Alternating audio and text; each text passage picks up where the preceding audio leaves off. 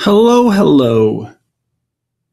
This is going to be the most boring live stream conversation because it's just me. But hey, at least that means I get to take over the monitor and you guys are forced to look at what I'm doing. Like I say, boring. I sent out the invite, all the usuals. I know Michael's not going to be able to make it. He's doing some actual work, some real business. And Josh Ulrich might be a little late if he can show up. And I'm just waiting to see if anyone else wants to jump in. So we will see. If not, then it'll just be you and me. Mr. Internet. Oh,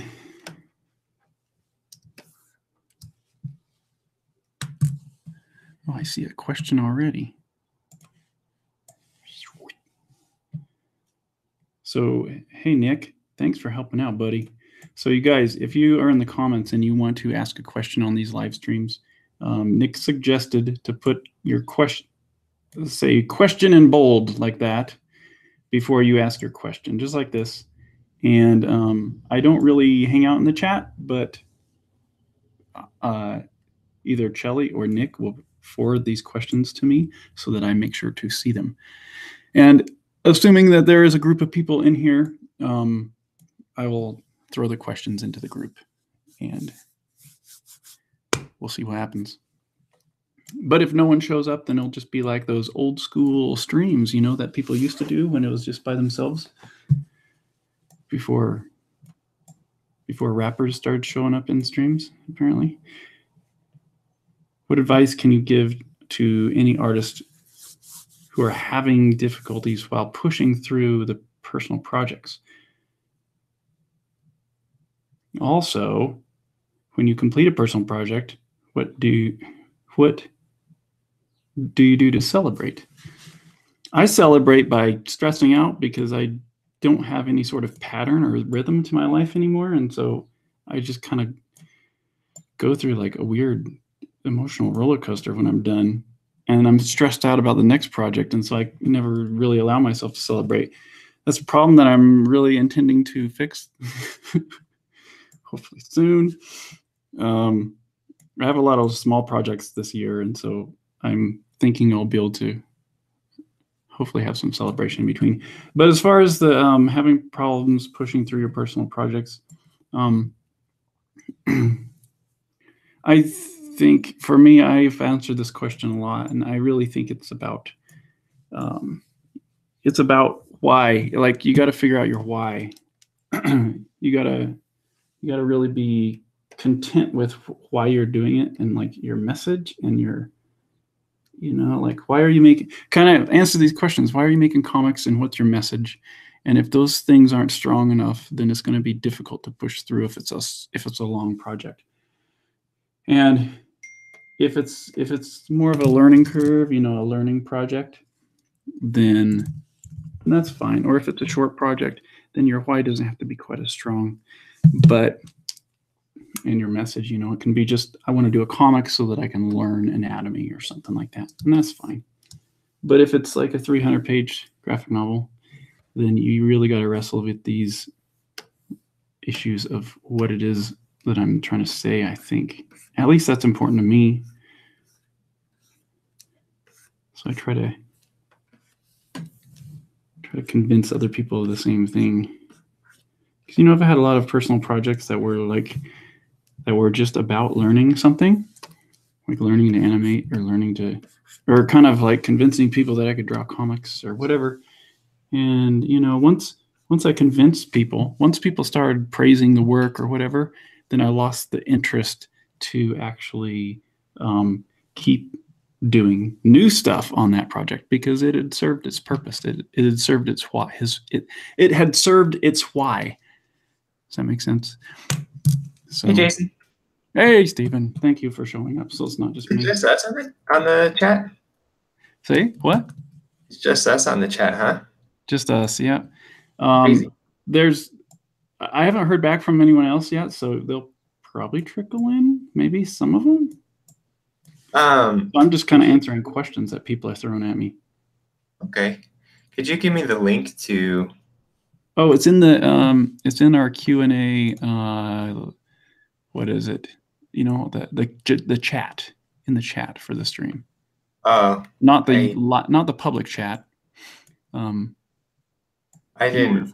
It doesn't show me because I wasn't here when you entered it, probably. Okay. Okay, hold on, everybody. Let's see if I can figure out how to get it to you. Let's see.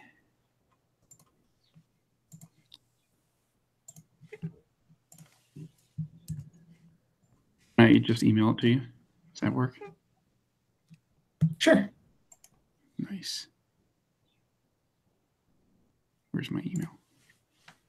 Oh, don't want to make my email in front of everyone. How's your week going? It's going pretty good, actually. I'm making a lot of progress compared to last week because I've been working on these. One second, let me send this email. Copy paste. Oh, I copy and paste your email instead of the link. I've been working on these CGMA courses, and the first week it was like, it was horrible. It was like, it took me like a week and a half to make the first week's lesson. Mm-hmm. And there, I sent the link to you, by the way. And so I got it done. And then I was stressing out that weekend because I was like, there's no way I'm going to get these done in time. It's going to take me 2 months to do these lessons, or 3 months or whatever. But then this week's lesson, I've been crushing through it. And so, and I think they're turning out really good. And so it's kind of given me a new hope of being able to finish something in time. That's good. And the only time I work on this is like during this live stream, because I can't really work on the lessons during the live stream because it's more or less a lot of video editing and stuff. You know? Yeah. So, how's your week going? Going great. Well, that's good. I have an intern helping me color. And Really? Man, yeah. I didn't realize how much I was working. Like, basically, it's just been a sprinting race for the last 3 years. And it feels like it's starting to slow down. I think people don't realize how hard it is to put an episode up every week. Yeah. And I would do like, only done a couple filler episodes, and then I'll do like little sideline stories. But I've had an update almost every week for 3 years now. Yeah. And man, it's just really a constant pressure because you get something done and then people consume it in 3 minutes, and then they're like, "Where's the next one?" And you're like, "Oh no, it took me 50 hours to make that." Yeah. So, hey, can you zoom into your I see your page structure there, but I haven't started working on them yet. Yeah. So your panels kind of go off. Here, let me just click on your screen so it shows your stuff. So your panels just kind of go off and you just butt them up to each other when you assemble them for Webtoons. Looks like, right? Yeah, I do. I make sure that all the panels are ready to turn into a book when they, someday when I get to make them into a book. Yeah. But the font's big enough so that I can shrink it down to the Webtoons format and not have any problems. Does that? Wow, that's interesting how you're doing that. Maybe I better put on some headphones. I'm hearing myself. All right, I can put some headphones on too. Yeah, but I feel your pain as far as the updating every week. Like, that's really mentally exhausting. Yeah, it's hard. But I know that, other people have similar situations, so I always complained about it, but then I was like, well, it's kind of like the nature of doing art, but it feels different than like just going to a job and having having a job where you got to do stuff, because it's all kind of on your shoulders. I have been working like 6 days a week and a couple nights every week as well. That's extensive. And now I'm starting to feel like, only, this last week I had all of my nights free, and I was just like, oh, this is so great. I've missed this, Yeah. It's so nice. So, yeah. Yeah. So you decided to get like an intern to help? No, I needed one, clearly, but she contacted me. She's from a local art university. Oh, that's awesome. Yeah. How my intern happened. What's going on? Photoshop. Oh no. Every time I work in Photoshop while I'm streaming, it just like gives me problems. Well, that's cool. So she just emailed you out of the blue? Yeah. Like, hey, I like what you're doing. It's pretty crazy. I was like, oh, thank goodness, this is the best. Yeah. Yeah, I had an intern for quite a while, and then she's been back in college the last 2 semesters, and so I've been kind of by myself for the last chapters of putting Sither out, and she would help me convert a lot of the stuff to Webtoons format, and that was really helpful. And then just kind of random stuff around the office. It's really nice. Then she says she wants to come back and work a little bit more after she's done with this semester, which is ending pretty soon.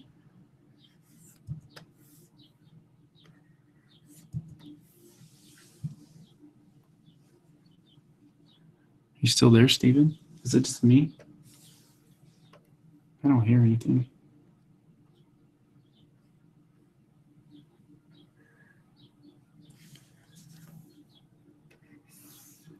All right, since I can't hear Steven, let's see what these questions are.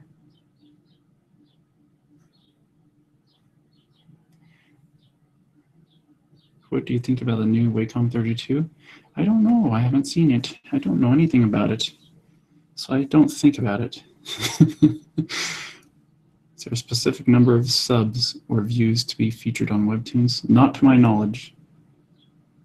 It's more of impressing the right person behind the curtain who wants a specific kind of content that seems to be resonating with specific groups of people. It's a mystery. So it's I don't know. I think it's kind of like if they were to present that exactly what they were looking for, they would get a lot of people throwing a bunch of stuff exactly like that at them, and they more want to just organically grow it. I don't know. I'm guessing, guys. Don't take my word. Don't email Webtoons and say Jason told us that, because they will probably never work with me again. And I'm just guessing. Let's see. Are there any major comics script? What? And I apologize for reading in front of you guys because I'm the worst reader ever. Are there any major ways a comic script should differ from a screenplay? Where common advice for screenplay offers wouldn't apply? Yeah, I don't know. We should wait until like Doug's here.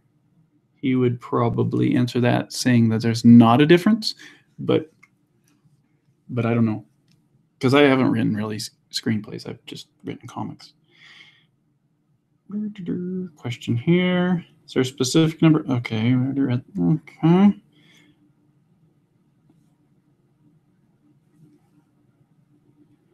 It's a chance.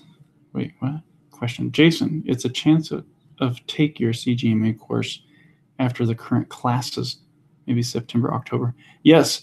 The way that the CGMA works is they have semesters. So 4 times a year, I will be teaching the same class, and it lasts for 8 weeks. So if you don't want to do it this time, or you can't do it this time, you can do it next time. The only problem is I might not actually be the one-on-one teacher at that time, depending on my schedule. So I'm developing the classes and the videos and the content. There might be a substitute teacher doing the one-on-one stuff for future classes, depending on how busy I am. But I'm planning on doing it as much as I can. Is Doug working on his anime romance webcomic? I hope so. Maybe that's why he's not here.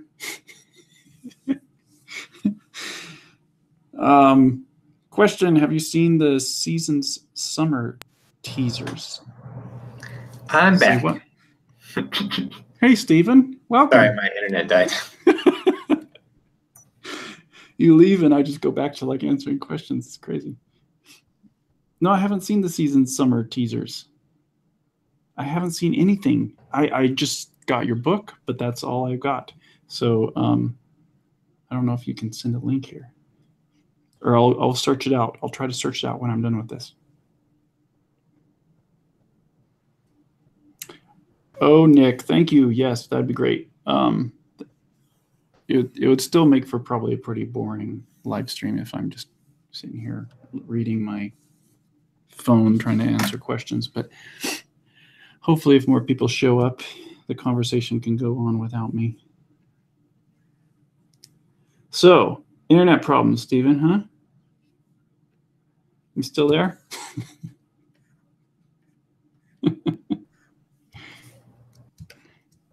Guess not.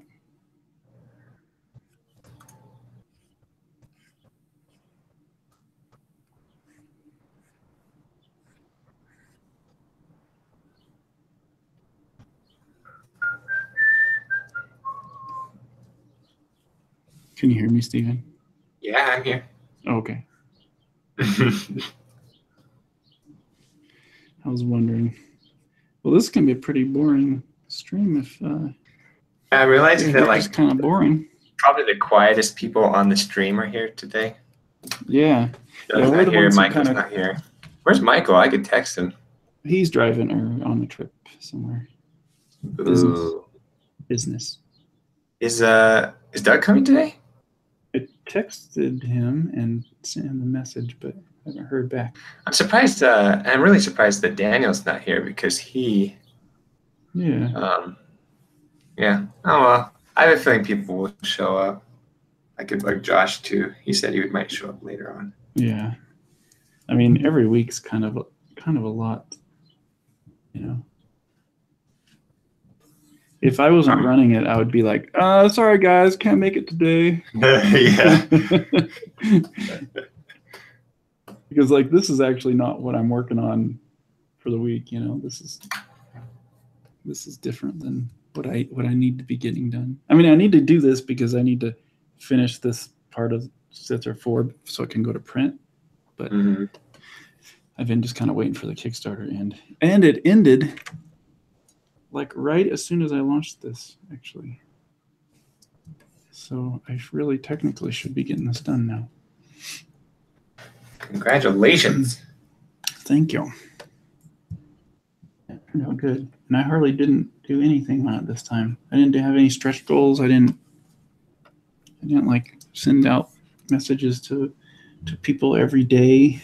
I didn't have updates every day like I usually do. So it's kind of neat to see it work even without all that.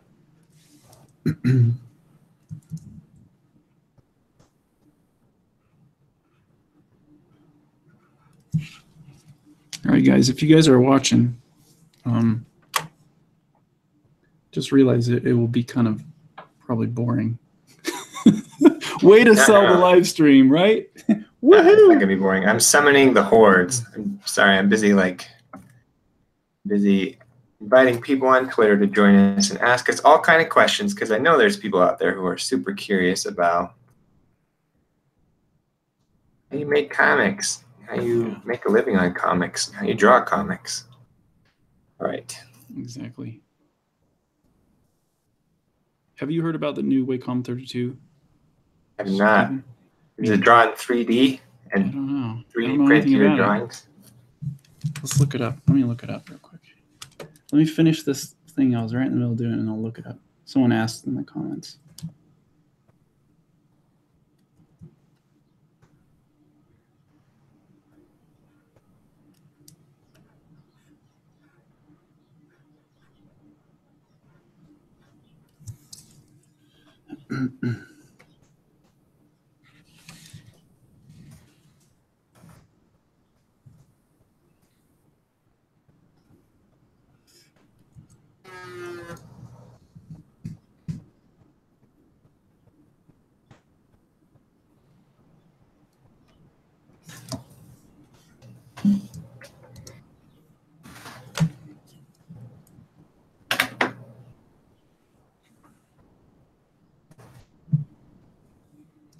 It takes so long to do these words like this.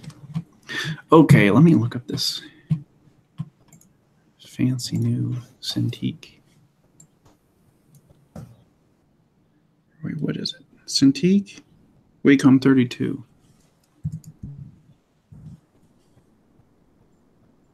Welcome. Wacom.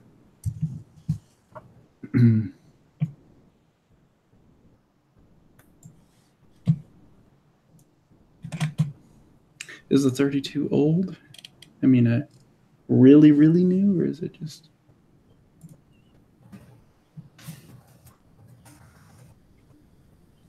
Is it something that was announced on there? On like somewhere else? Sorry, guys. I don't know.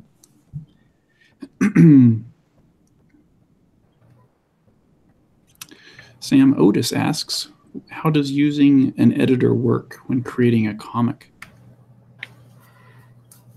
Stephen, since you're the guest of honor. I've never had. Well, I mean, I've had an editor a couple of times, but I've never had like a lot of guidance from them. Yeah. Well, it's not as much as you think it would. I mean, it almost makes me think that if you have an editor that's telling you, that's micromanaging you and forcing you to do all this types of, changing your work and stuff, that they're probably not a good editor. Yeah. I have a feeling too that editors from an editor perspective only want to work with artists who are, a lot, don't need as much guidance because it's a more efficient use of their time. Yeah. And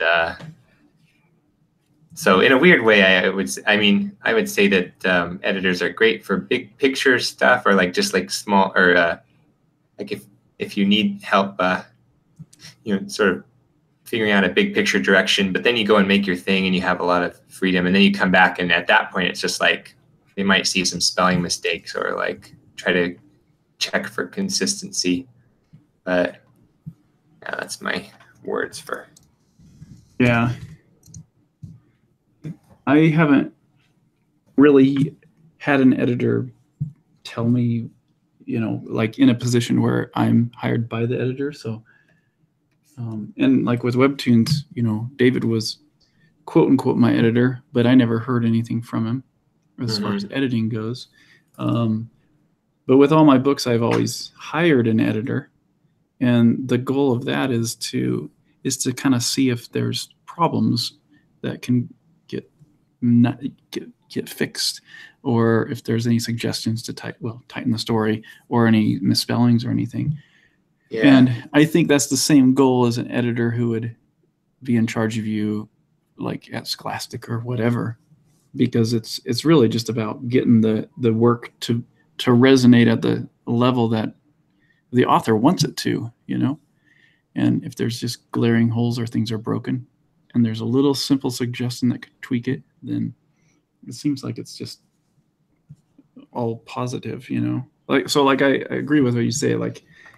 I don't think an editor's ever going to just rip everything apart and make you start over, because they wouldn't even they wouldn't be in a contract with you at that, if it was that situation.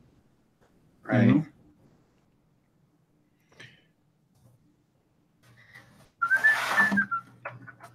Let's see, there's a part 2 of that question, I think.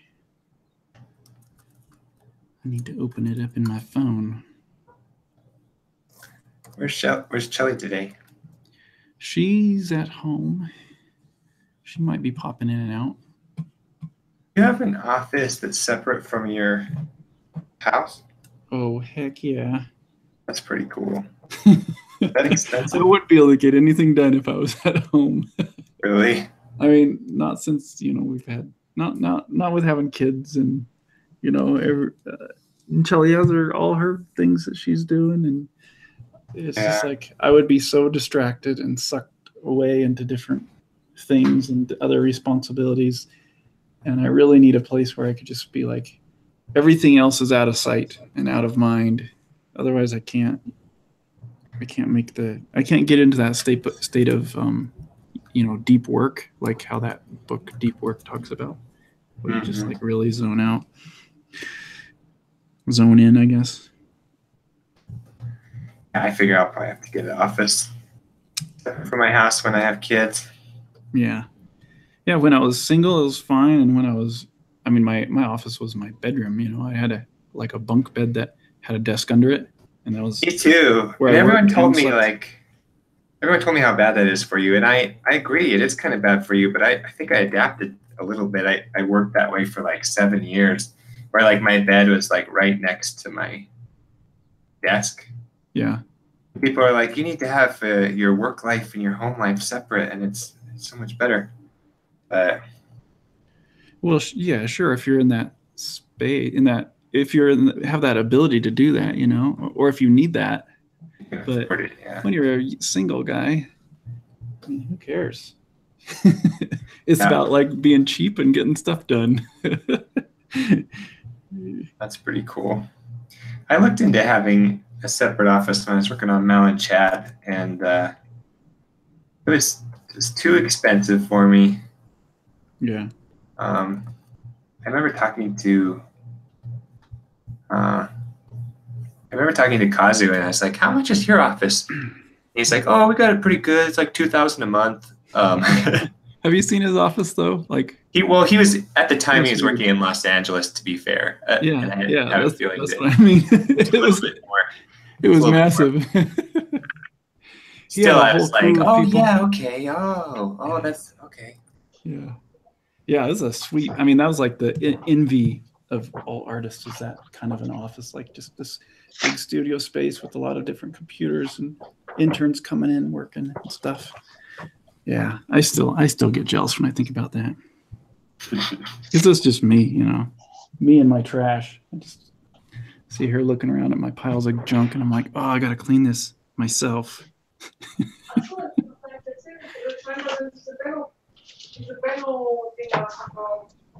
I see Daniel's here. Welcome, Daniel.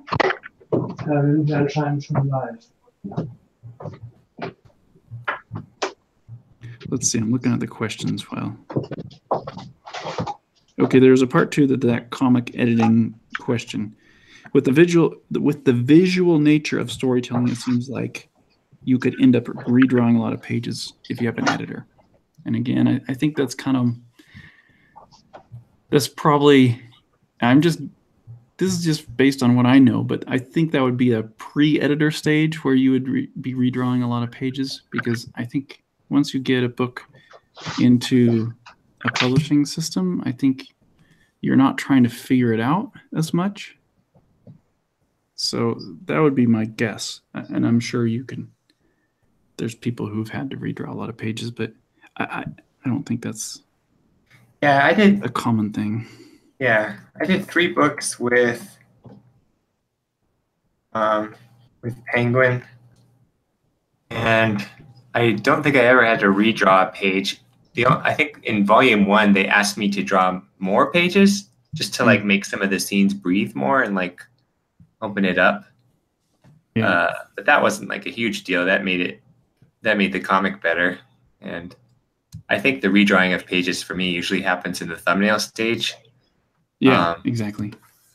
That's kind of the hard part. If you want to work with an editor and you're worried that they're going to make you redraw a bunch of stuff, I think the best thing to do is figure out a way to make your thumbnails legible. I had kind of a heartbreaking scenario where when I was working with my editor for the first time, I just did all my thumbnails by hand on just pieces of paper, and my handwriting was so bad he couldn't actually read my thumbnails and know what was going on, although I could. Yeah. And so the way I do my thumbnails these days is by I do them on the computer, so I actually have like the font lettered Oh yeah. stuff so that it's very readable, and even though it's not finished art, people can tell exactly what's going on. And they can read if I've made the thumbnails clear enough. Yeah, that makes sense. I definitely recommend that, and they shouldn't be like you shouldn't be inking or coloring the comic unless it's already been okayed.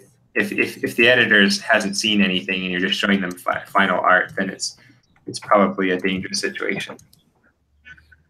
Yeah.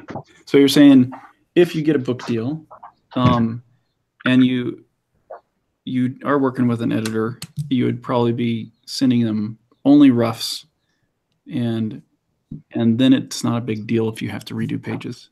Yeah. Yeah, that makes sense. Or a script. I'd send them a full script. Yeah. Pages. Yeah. So there you go. That answers that question, I think. Daniel, how you doing? Guys, are we an hour early or what? An hour early? Oh, is it an hour early for you? Because we had this thing called daylight savings time. Oh, you already had it. I think we have it this weekend. Next weekend. Oh, okay. I thought that it's done at the same day, all over the world. Oh yeah. So did I. It was quite a while. Sorry to be late. It's like 2 weeks ago or something. I don't know. When was it, Steven? It was a little while ago. I just remember I was really tired. Daniel, can we see your virtual screen? Yeah, I will try that. That'd be so trippy. It might be laggy like hell. I don't know. I've never tried it on a Hangout actually. On a stream, that would be crazy. We can try. Let me see. So give me a second. No worries. I mean, take your time.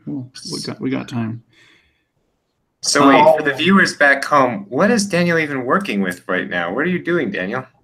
Yeah, give me a second. Let me figure out the stuff, and then I can say something about it. Okay. I need to figure out how to. Give me a second. Where do I? Here's the screen share. And yeah, which one do I want? Hey, I got a question from Ashley P. Can you explain what you're working on? And that's directed towards moi. Ashley, this is Citra number 4, and I've kind of put off touching up all the words, specific, like the style of the wording and the word balloons. And I like to, for Citra, I'm trying to get them all kind of rough and sketchy looking, and like emphasize certain words more than others. And so I'm just going in and kind of cleaning up everything so that it's ready for print, even though my cleaning up means it's kind of getting crustier. I'm making it look uglier. So that's what I'm doing.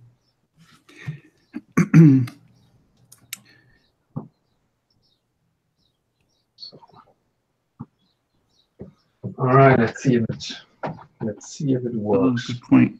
I should emphasize you instead of should. Well, I was thinking, you stole it from her. Oh, big deal. You stole it. You know, it's like that kind of thing. But maybe I'm wrong. Oh my goodness, Daniel's working on a 3-dimensional dinosaur. There we go. I think you're right. No, I'm in my home location right now. Okay. Here I have my great mountain vista, and yeah, I have my T-Rex in this room too. You can, like, I don't know. But to tell me, do you have horrible lag? Is this watchable from your side? Yeah, it's watchable. It skips a couple frames, but it's not that It's crazy. I mean, are you working right now, or what are you doing? Are you just walking I'm in my home position where my hub, so to say. You can put into your hub what you want. You have a huge library of stuff, and I just encountered that the other day. I encountered that T-Rex statue, and yeah, I put it into my home thing just to look at it a little bit. you can put furniture and stuff like that. So yeah, it's a fun little zone where you can put some stuff. But my real intention for today is to do some painting in VR. So let's just try to do that. When you open your menus, it is trippy. All right, so this is the painting app, and let's just open a new file. Yeah. All right. Yeah. Now I have to warm up a little bit. I'd have to come up with ideas what to do today. Just doodling around a little bit, maybe. Are you painting in 3D, or is there are you painting on this, well, can you walk around that blob that you just made? Yeah, that's the thing. I can show you a nice little scene that was done in this tool. So this is not by me. I have to give credit to the amazing Goro Fujita, who is a resident artist at the Oculus development studio, so to say. So he created this artwork, which is titled "Worlds in Worlds." I guess it's the title, and it's pretty good to show off the potential of the technology. So this is a painting in 3D space. It is not to be confused with a 3D model, because in a 3D modeling software you would have geometry and you would have light sources that create the shading and the light effects on your geometry. But in this tool, it's called Quill.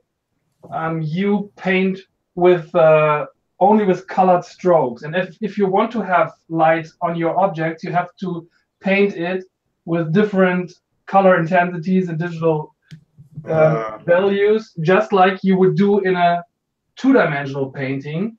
But here your strokes can actually be three-dimensional, and you can walk around them. And what's also very cool about this is that it's infinitively scalable, so you can scale out of it. Wow. Actually, until it's really tiny.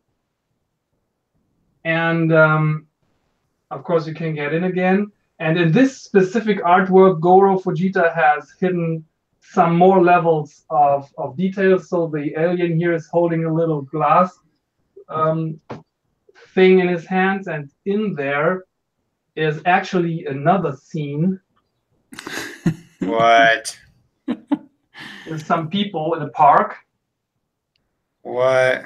And the guy here in the park is holding another little scene. No.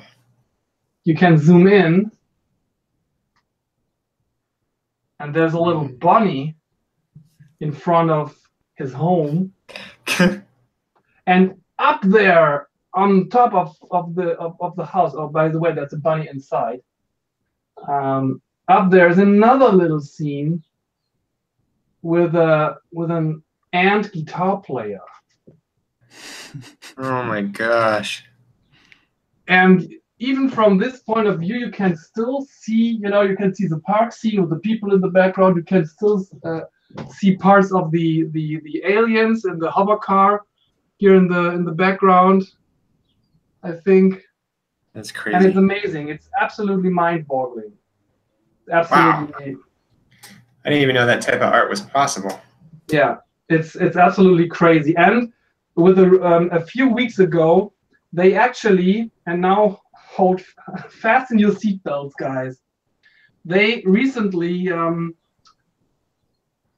an update in which you can animate all that stuff. So what you're looking here, what you're seeing here is painted animation, but it's in 3D, painted in the 3D space. So you can see, you can watch it from every angle, and it's simple keyframe animation. You can just create keyframes like in Flash, and you can You can manipulate the stuff in every frame and create an animation by that. The cool stuff is that you can experience the animation from any viewpoint. And there's another cool example. Let me show it with the skateboarder. Here, look at that. Wow. And you can actually, and this is something that I guess Jason would appreciate something like this. So this is rapid prototyping of 3D animation in 2D and in VR. So you can actually take any camera position in the room and the animation just plays. And there's no 3D modeling involved. It's all painted in space. Wow. That's awesome. So do you think with this stuff, do you think there's going to actually be movies made that are like this? Like with this technology, you think? What I think is that once it gets more mainstream, that there's going to be a lot of prototyping done in something like this. I mean, you can, if you follow Goro Fujita on Facebook, for example, he posts every other day. He posts a 30 minutes Quill sketch. Nowadays it's mostly animated actually, and it's absolutely unbelievable what variety and of animated scenes he can create in the shortest imaginable time. Really? Okay. And so it is a lot faster. Sometimes it's just someone standing on a cliff above a lava sea or something like that, or maybe another example. This is also very cool. This is absolutely genius, because in Quill you can have a stroke, and you can the gesture you make the stroke with, it can have a time span, and all these little effects, the little insects that are flying here, are all strokes that just have a specific time, and even the reflection in the water is a drawing beneath the surface of the water with animated brush. And even the shadows of the seaweed, here in the background are just animated strokes. And if you look at it, it's just like water, reflections on moving water. Wow, that's crazy. This is absolutely crazy. Yeah, it's only a few weeks old, this version where you can do that actually, and it's free. Actually, the software is free. Unfortunately, the VR equipment is not free. That's the bottleneck in the whole thing. But the software, this is a software directly done by the Oculus development team, which is doing the Oculus Rift VR headset. Yeah, and you have a tool like this, Quill, for free. You have a 3D sculpting tool, also for free. Google's Tilt Brush app, which is it's a little bit different. It has other elements and a different philosophy, and is also free. So there is a big push of all these companies trying to, conquer the ground of VR creativity, and the people that benefit from it are the creative people that are just bombarded with these tools now, which are actually so powerful that it's almost numbing. Yeah, it's almost too much, because stuff becomes imaginable that just hasn't been possible a few months ago. This is really, really interesting. Really interesting times. You can take videos from inside the app. Your head becomes the camera. You can just make little cuts and camera moves and stuff like that. And you can make a small animation within. If the scene is there, you can very quickly make a a movie with different cuts, different views, and that's awesome. You can put an animated stuff onto Facebook within minutes if your scene is ready. Wow. So no rendering of 3D stuff, no After Effects, no Premiere, no encoding, nothing. It's just you open this, I don't know, where is it? This is the animation panel. Here, you open the little video camera, and then you press the trigger and you record. And that's it. Then you have your clip that is automatically saved on your hard drive. It's really awesome. Wow. So kids growing up on this now are just going to be like just generating like all kinds of stuff. Like I can't fascinating even to imagine. even think about. I can't even imagine, to be honest, what they will do with that stuff. And this is the earliest stuff. You have to keep that in mind. This is the beginning. It's pretty fascinating to.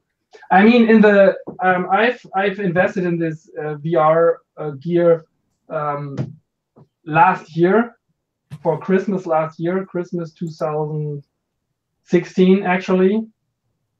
So since then, so much mind-boggling stuff has been published. It's really fascinating. I remember that when they published Google Earth on VR, this is the absolute most fascinating app that you can have on VR, because I don't know if you have noticed that, but in Google Maps they have basically 3D scanned all major cities in the Western world and a lot of bigger cities in like Australia and Asia and stuff like that. So Hong Kong or Southern America. So all the big cities basically are completely scanned in 3D.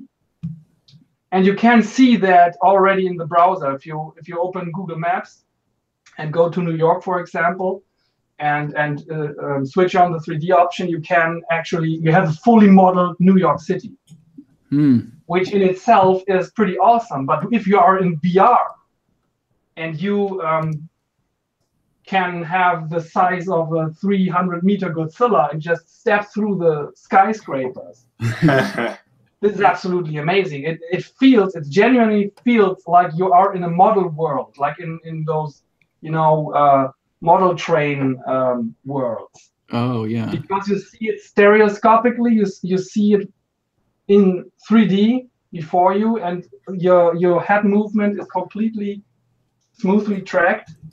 You even have those manipulators that become your hands.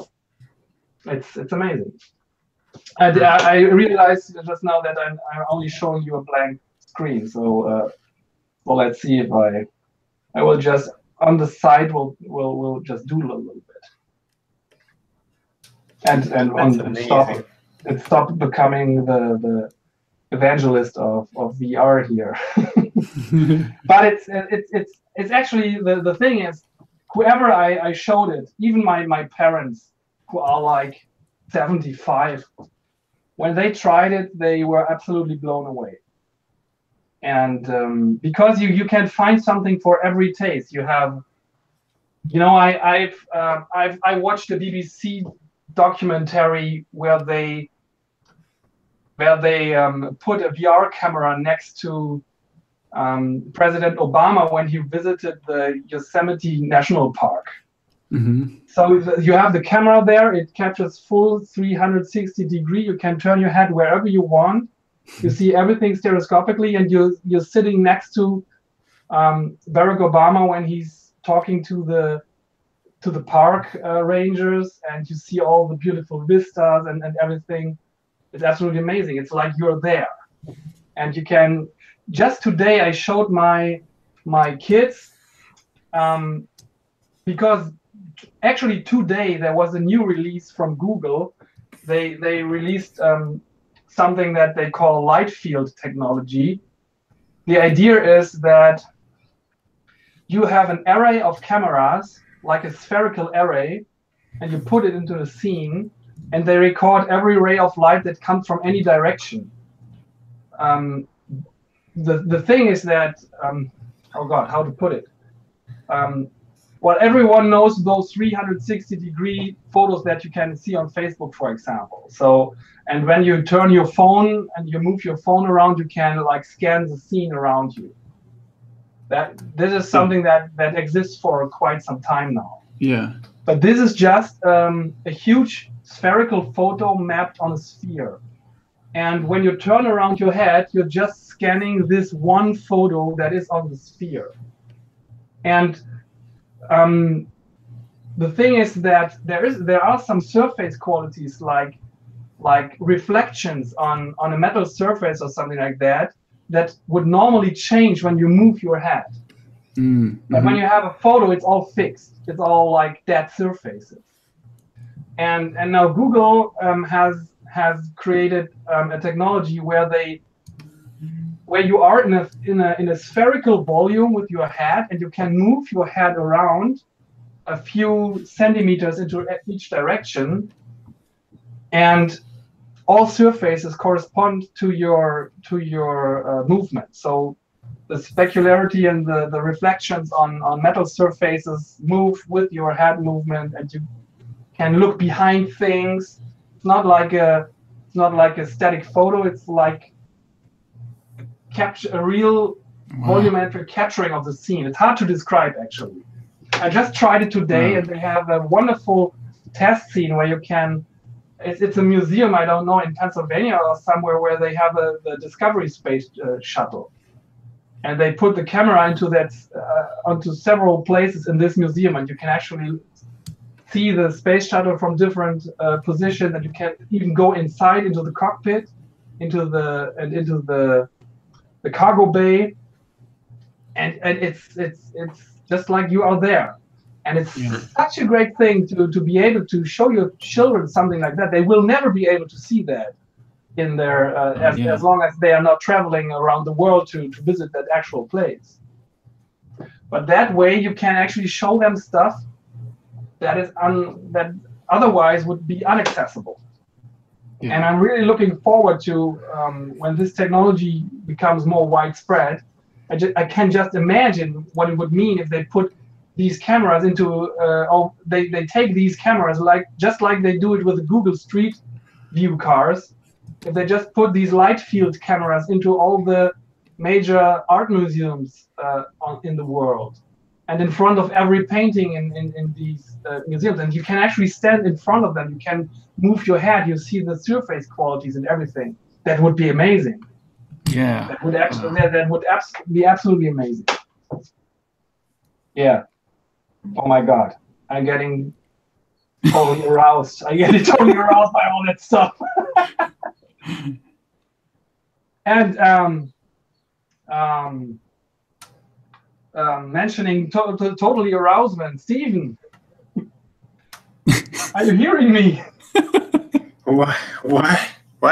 You did something last week. Yeah, but the segue of being totally aroused and Stephen, I'm like, oh. Yeah, because I started my Webtoons presence in pretty much January. I started it with the beginning of the year, and in 3 months I was able to attract about 250 people to subscribe to my work there in 3 months. And your blog almost I don't even know how to say it. Well, I'm only a few subscribers away from 2,000 subscribers on Webtoons right now, and it's all thanks to your blog. So this is absolutely amazing. It's actually amazing to the level of arousement. So thank you very much again for that plug. You really, it's really amazing how the effect of that.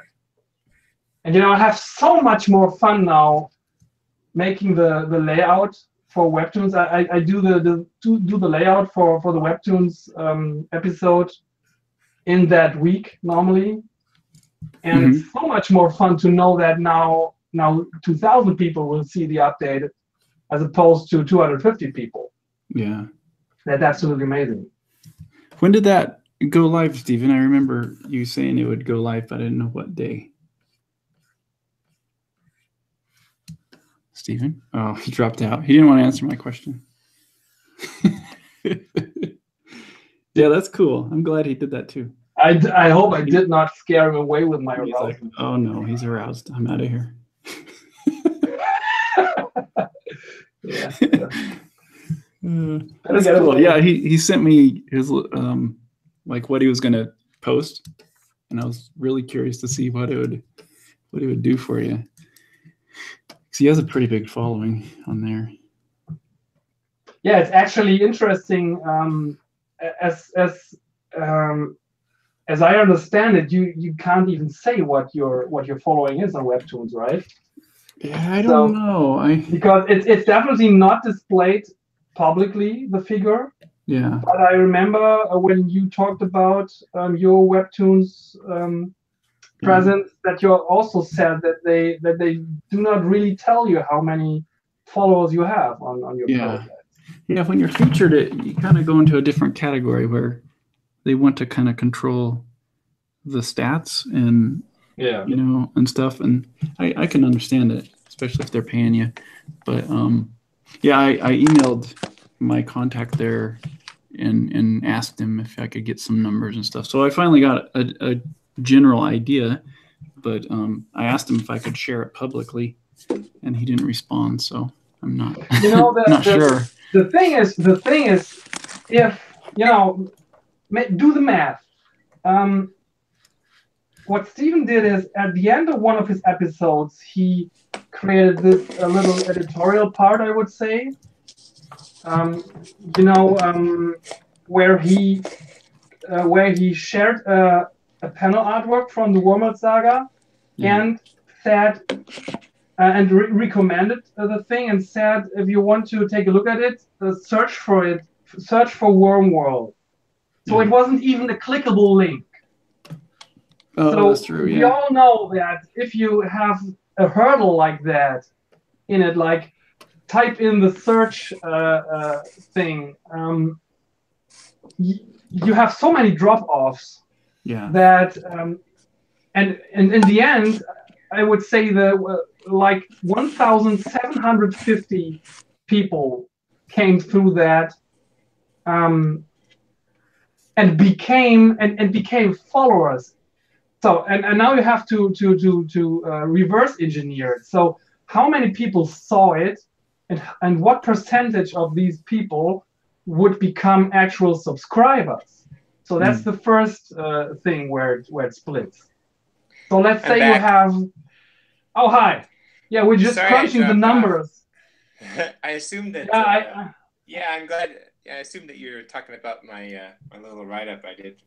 Exactly. And I just started to do some estimations how many followers you must have if after a plug like that, where the people weren't even able to click a link, they had to go to search and type in a search word. And then a certain percentage of those would only stick as actual subscribers. So if you make the assumption that the normal conversion rates apply in this case, I was just starting to reverse engineer it. So I would say that from the 2,000 subscribers that I have now, 1,750 came through your plug. Okay, awesome. So that's absolutely awesome. That's amazing. And so if we are very optimistic and say that 10% of the people that actually followed your lead and saw the thing became followers, became subscribers, that means that that you must have sent at least 175,000. No, I don't have a calculator in VR. That's a big problem. But it's a big audience. I don't know. I don't know the exact size, but yeah, it's big.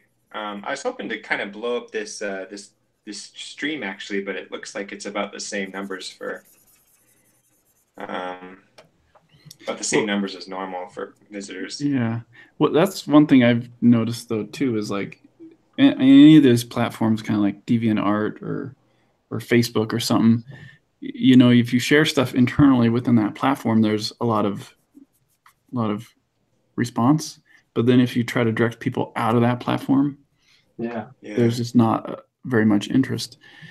It's like a fraction of the percent that would actually subscribe to you, Daniel, who would actually come to a live stream on YouTube that's outside of Webtoons, you know? Yeah, right. Yeah. Well, if it helped you out, Daniel, then I'm thankful I posted it regardless. It's really been and the cool thing is it was a complete surprise to me. It's a habit now that in the mornings when I start my work, I go to Webtoons and look at the figures, because I kind of want to get a feeling about the mechanics. You know, in the beginning, I realized that when you update an episode or when you add an episode, you are listed in certain areas. And for example, if you go to the fantasy genre on Discover and sort the list after the updates, then you see the updated episodes, no matter how big they are. So this is the exposure that you get. And I noticed that in the beginning when I had 10 points rating on the Wormworld Saga, there must have been another window somewhere where they feature updated stuff sorted by rating. So if you have a 10, you are featured in that window too. The thing is that every new comic starts with a 10 rating, because the first one who rates the stuff is the creator himself, and he gives it a 10. And if there's no other vote, you just have a 10. So I noticed that when my rate dropped to like 9.5, I wasn't featured at this point anymore. So an update did not yield the number of subscribers that it did in the beginning with a 10 rating. And it was just at the point where new updates did not really have an effect on itself when your plug hit. So I was opening the app and was expecting like 3 or 5 more subscribers. And in fact, it was like 500 that morning. That's really cool. And it just went on. It was the day after. It was like 12 hours after your blog, and it was just rolling in. And I'm already celebrating a little bit because I'm only a few subscribers short of the 2K mark. And the cool thing is, when you get to the 1K, you get this little badge, you know. So when your story thumbnail pops up anywhere on the platform, it has this 1K badge, and it sticks out of the other stuff that has not yet arrived at 1K. And this is another boost, of course, for future subscribers. So, I was hoping that it would kind of seed future growth for you. Yes, it's really on my own. I would have waited for that number of subscribers for several years, I guess. So, yeah, you just gave me a very nice little push there. I'm glad I could help. That's cool. That's really cool. Awesome. Plus, you make a great comic. I wouldn't have recommended it if I didn't like it. That's cool, man. That's really nice. I'm trying to draw a toilet right now, and In 3D, it's in 3 dimensions. It's hard to get the right angle on it. I'm trying to use my perspective ruler. Yeah. It's not working out.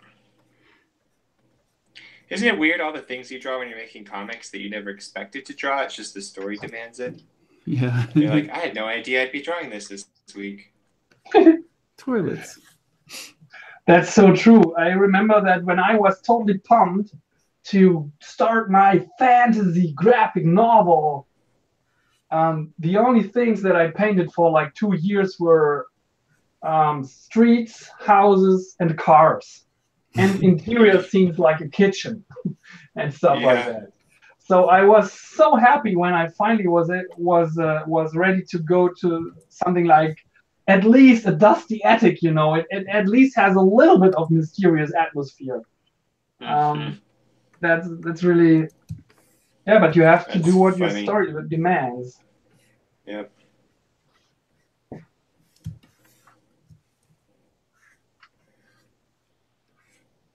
Man, I'm so bummed out that I missed last week's stream, because there were so many awesome discussions going on there. Yeah, that was pretty. With Jake talking about his Sky Heart plans. Yeah.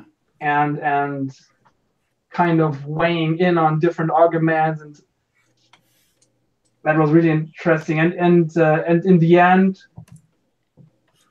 with you, Steven, and with Doug, thinking about, all right, what's the right thing to focus on? Is it books and making books, or is it selling Hollywood rights? And that was really, really amazing to listen to that, and to get the gears in your head running and thinking about that. Yeah, it was really encouraging to me to hear how Doug's done it, because I'm like, well, I mean, he's so talented, but I'm also thinking, like, I wonder if it just makes me feel like it's more possible for me, I guess. Until now, I've been kind of like, Doug can do it because he's Doug. Yeah. But he's kind of like, no, there wasn't anything special. Yeah, that's kind of how I felt too, and I think that's why I was asking him, like, well, you're Mr. Pitch. You can pitch anything, right? You sit down with him, and he just commands attention when he's in a room, And so it was helpful for me to just hear him be like, it doesn't matter how well you could pitch. It's all about your actual pitch, your idea. Your idea, yeah. So that was kind of inspiring for me. That's true. But I also heard him say that that he's very convinced that part of that strategy is to have as many pitches as possible, because you can't concentrate on one pitch if you want to play that game. That was something that really got me thinking. Like it's a numbers game, yeah. And it's absolutely logical. I mean, with one story, you can you have only a certain amount of people that connect to it and to that resonate with it, and you have to basically find the stuff that resonates with the right people, so to say, if you are going for the Hollywood deal. Yeah. The thing is, I guess for someone who is located in the US and is there, this is a thing that's much more within reach, for someone like me from Europe, it's actually foolish to think that a Hollywood deal would be a big part of the own strategy. Not that it is completely impossible, but I think it's really hard to pull off. It'd definitely be hard, but don't you think? Do you have an agent already, or? I had an agent. But we kind of parted because everyone who wanted to do something with my stuff contacted me first anyway, So at some point, I had the feeling that the agent share that was also shared when I actually did the negotiations. At some point, didn't make a lot of sense. The main reason why I needed an agent were the Kickstarter campaigns in the beginning, because my agent was like a middleman during the time when you could only do Kickstarter campaigns from the US. Oh yeah. And only recently you are able to do these from Germany. So I absolutely needed him, but yeah, at some point we decided, and it was a mutual agreement. He had shifted his focus a little bit. He was not not like a renowned agent or something like that. He had a few creators under his belt, and he had a few things that he made happen for some of his artists, but was not like he was one of those big fishes in the agency game, you know. Yeah. Maybe you need one of those to land a deal.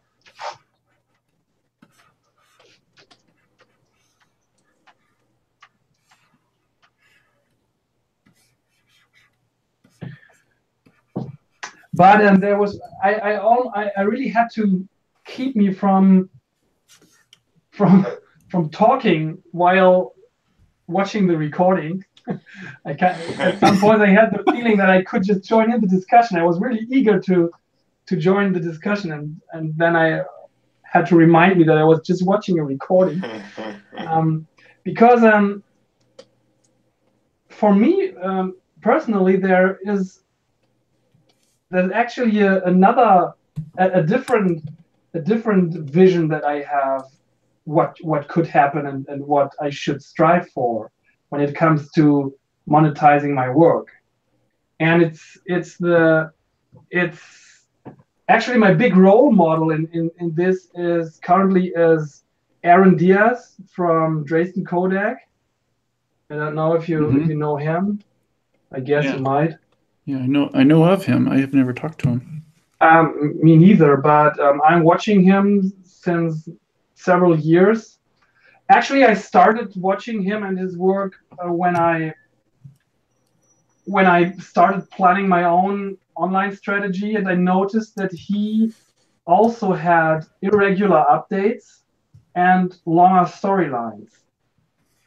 And almost all webcomics that I was researching in the beginning were the classic webcomic model, where you would update once or twice a week with a new page.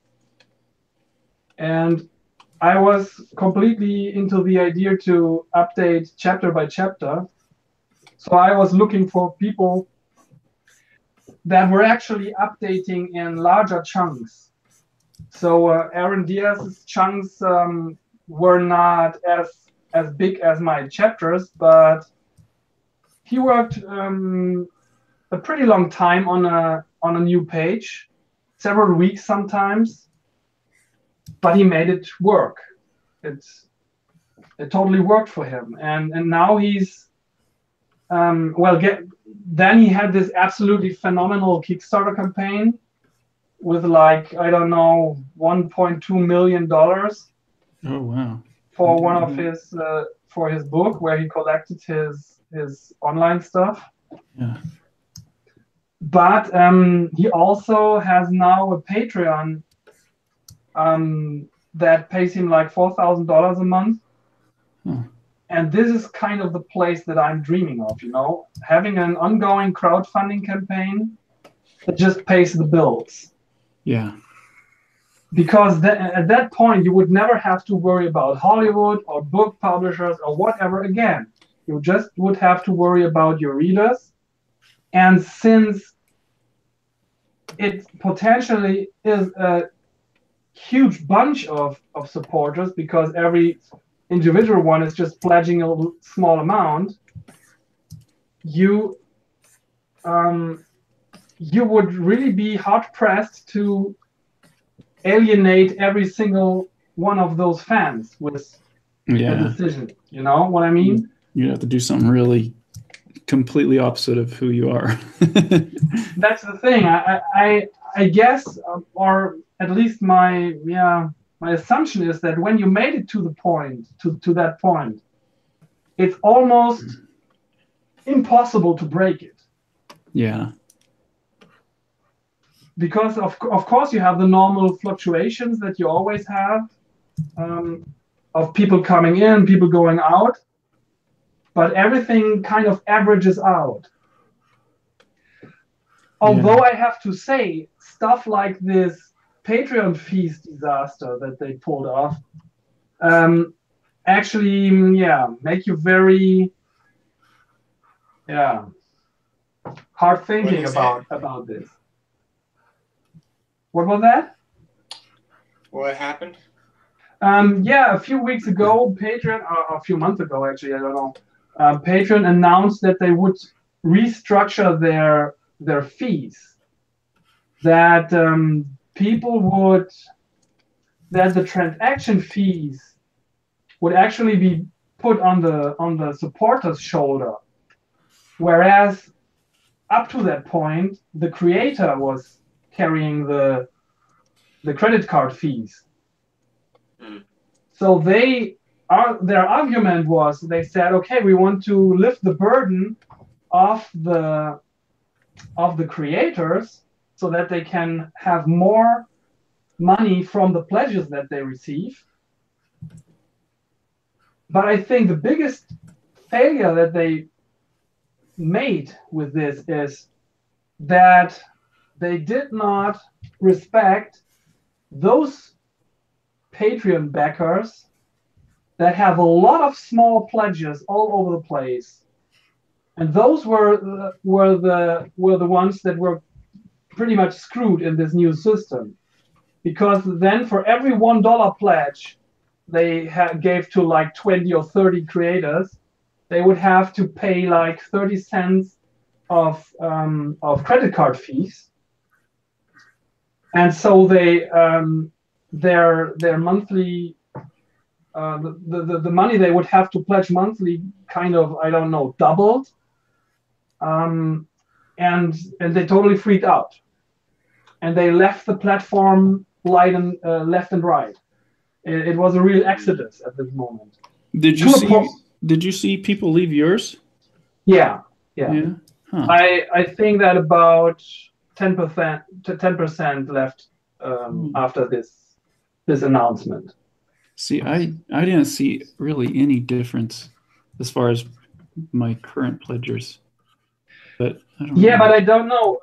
Were you active on your Patreon during that time?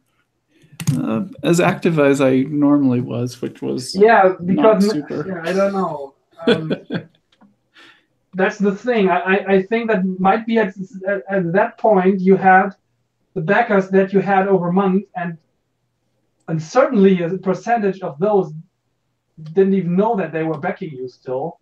Yeah. As it's always with subscriptions. Yeah. I mean, I have people that back me with $10 a month, and I try to send them original artwork that they want, and they don't respond to my emails. Yeah, it's the same with me. So I don't think that they really know that they are still like pledging $10 a month to me. Yeah. I think they know, it's just they want to support, because there's a couple $10 backers of mine where I've taken out that pledge, and so it kicks them into this like no pledge category if I delete that pledge. Yeah. And then I start a new $10 pledge later on, and I go, hey, I email all those people and I go, hey, can you find the pledge you want to go to? It doesn't matter if you go down or what, but I just want to make sure if you're getting a reward. If you want a reward, you get it. And most of them don't respond, and the couple people who still haven't responded are just like, it doesn't matter. The reason I'm doing it is to support you, so I don't care what I get, Yeah. So that's nice. But hey, I want to talk to you, Daniel, specifically about this whole your pledge drive, because I was on a podcast. What was it? One Fantastic Week or something like that. Mm-hmm. I don't know what it was called. And these guys who host the podcast were really like good with Patreon. Like they had over 1,000 subscribers to their Patreon account, and really good hosts. Like they do a lot of fantasy art and whatever. I don't really know. I don't follow them and I haven't looked into them too much. But the conversation was really interesting, and he was saying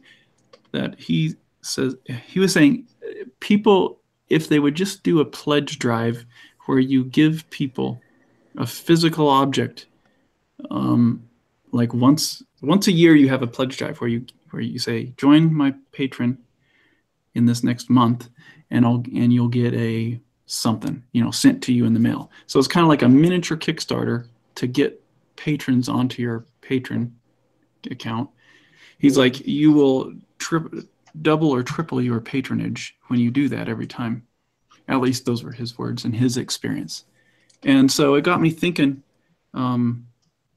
about doing that with my Patreon, like once I've finished this course, my teaching course, where I actually kind of do it like it's a miniature Kickstarter, where I say, join my Patreon and I'll send you a new comic that's just a little short story that I made, which I've been working on now. I'm working on it for the class, but I figured I'll use it for multiple reasons. Oh, that's smart. I'll make it during the class, but then I actually can sell it, but I can also use it as a little floppy comic for my Patreon drive.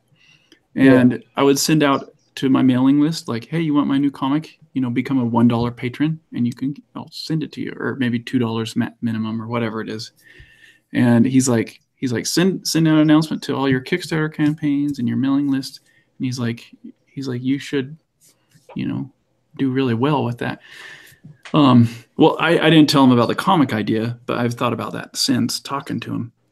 And I was wondering about your Patreon drive, if you did any like rewards like that, little small rewards, or if you just were more focused on just trying to hit a goal.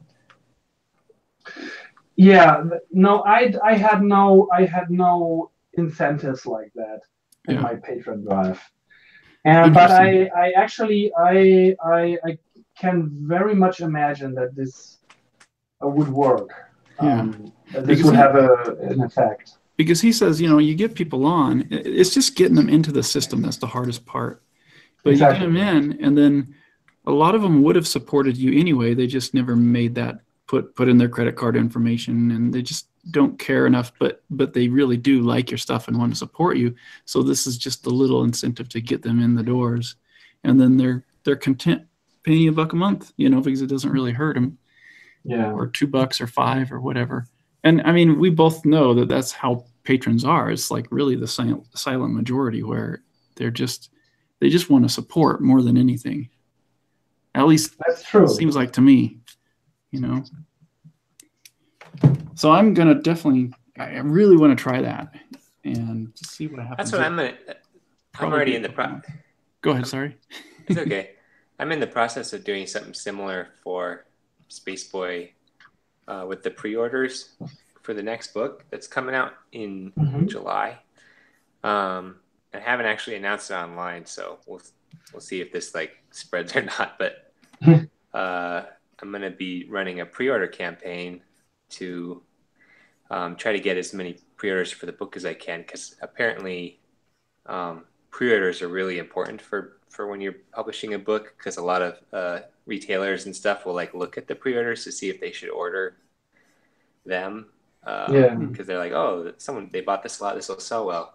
So it can kind of give it a really nice boost, and for a couple other reasons. So anyway, I've been working on some physical prizes, making like a painting, and I bought this.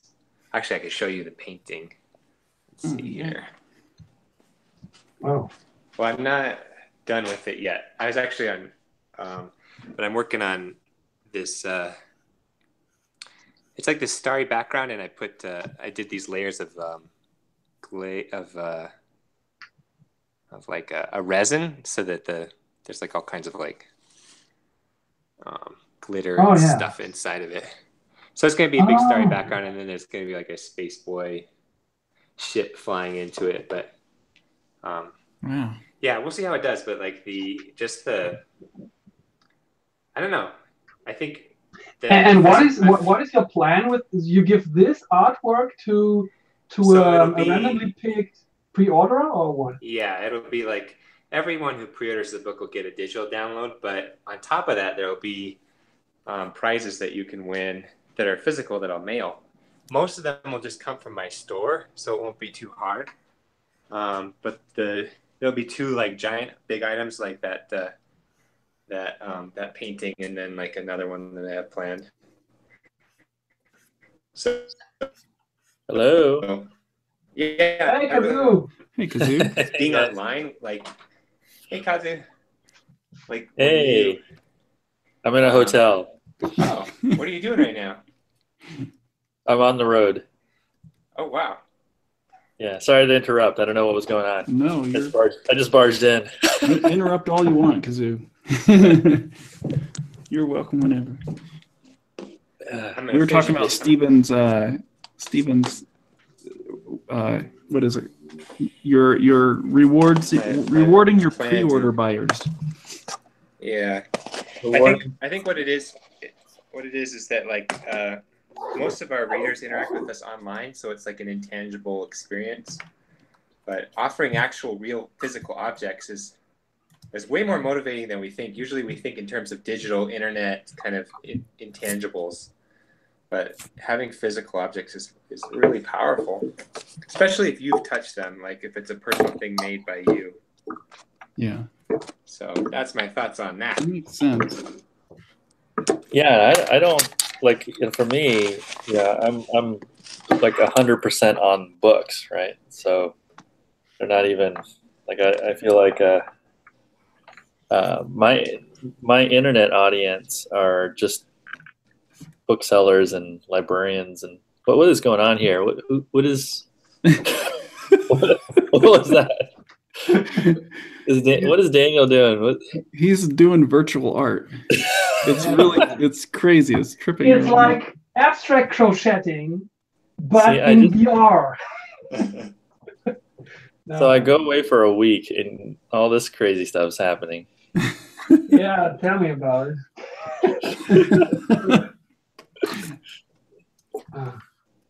Yeah, you can, if you find some time, you can watch the recording. I went completely evangelist on this VR stuff. The lawnmower man. Yeah. And showed some of the. Right now, I'm just doodling some abstract stuff for fun. And I believe that I stopped my screen share. I will just relaunch it. Give me a second.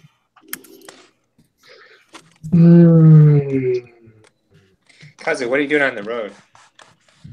I'm talking at schools. I just got out of a few workshops that I did at a local middle school. So I did a school talk for all the students, and then I did a couple of workshops where I just show them the process of making the comics, kind of break it down to the basic stuff. Next generation of comic artists. Yeah. Cool.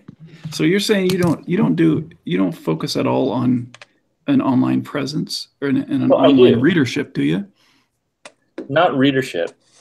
Yeah, it's more the librarians and schools that are your online. Yeah, I feel like that's sort of the conference room, like where, it's more like a convention or a conference room where I meet people who speak to the readers. So the teachers, librarians, and booksellers. Yeah. And that's my audience, and that's who I talk with. That's interesting. Do you think it's going to shift at all to where you would need to kind of have an online presence with readers that are online as well? Or do you think it's too separate as far as like that scholastic market? I'm sure there are readers online, but yeah, I don't know. I still with my webcomics, I never felt like I never really engaged in a business relationship. You know what I mean?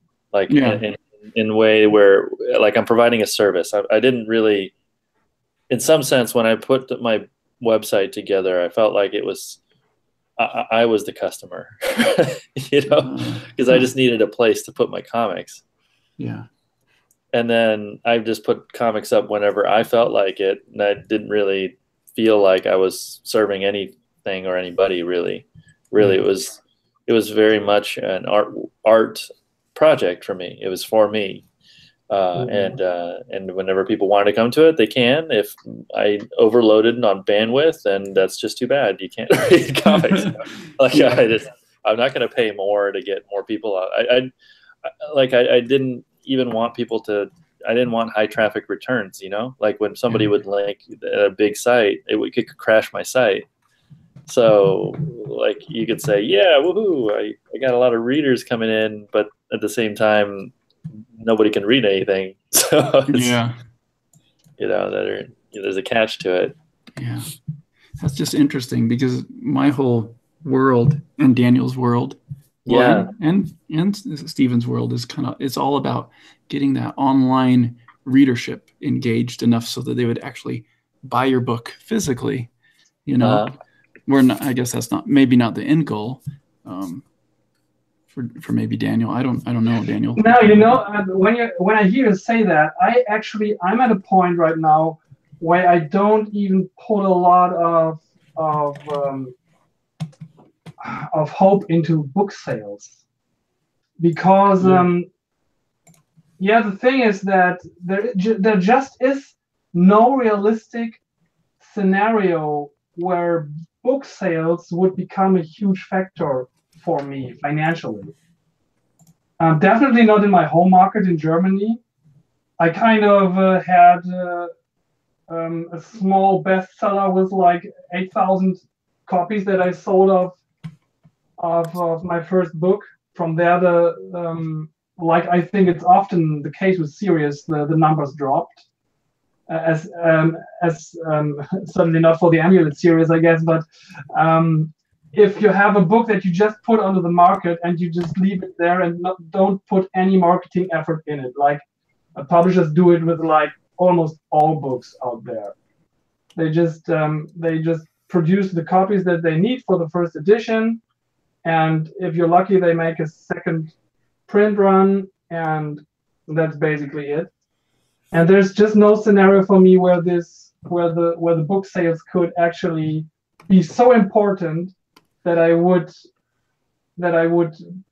need to put a lot of thought into it.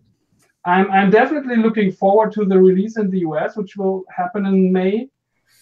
But even there, I don't know if something will happen from that.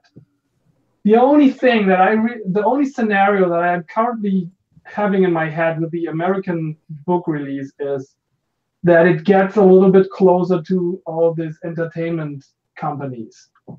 That if they see something on the American market, that they might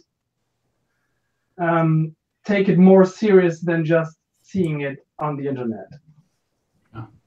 But even that is a very, very, very loose idea. Although after Doug's explanations in the last stream, we now know that everyone can score a Hollywood deal. So, so maybe it didn't happen, but I don't know. It's certainly not my strategy to continue my work to wait for the elusive Hollywood deal. Don't do that. Don't. You say don't do that? To try to get a Hollywood deal? I don't know. I wouldn't make that the reason to do this. You know, I mean, Now, I mean, I know my role now is it's not so much to be an entertainer these days. I'm just an educator. I'm here to help educators. You know, you know, get kids wanting to read books. Not necessarily mine. They could start with mine, and hopefully they move on to others. You know, I feel like that's something I could do. It's similar to when I was working at different companies. I knew what I was supposed to do. I was supposed to, like, if I'm working in architecture, I'm supposed to help, you know, the architects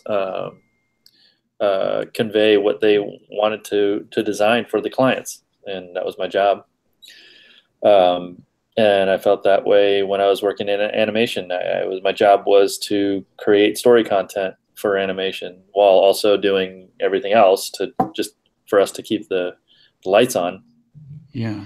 You know, and then now my job is to help educators basically modernize classroom literature, you know, to help them. The kids are surrounded by all this entertainment that is like so fast. Like they're constantly just bombarded with, you know, all this technology, and you know, they're actually really adept at using all that stuff, you know, and they've moved on, so to speak, from a lot of things that people used to have in the classrooms, things that were designed for a very different time period. I always felt that comics had this unique ability to compress information in a very digestible, into a very easy to understand and easy to remember format.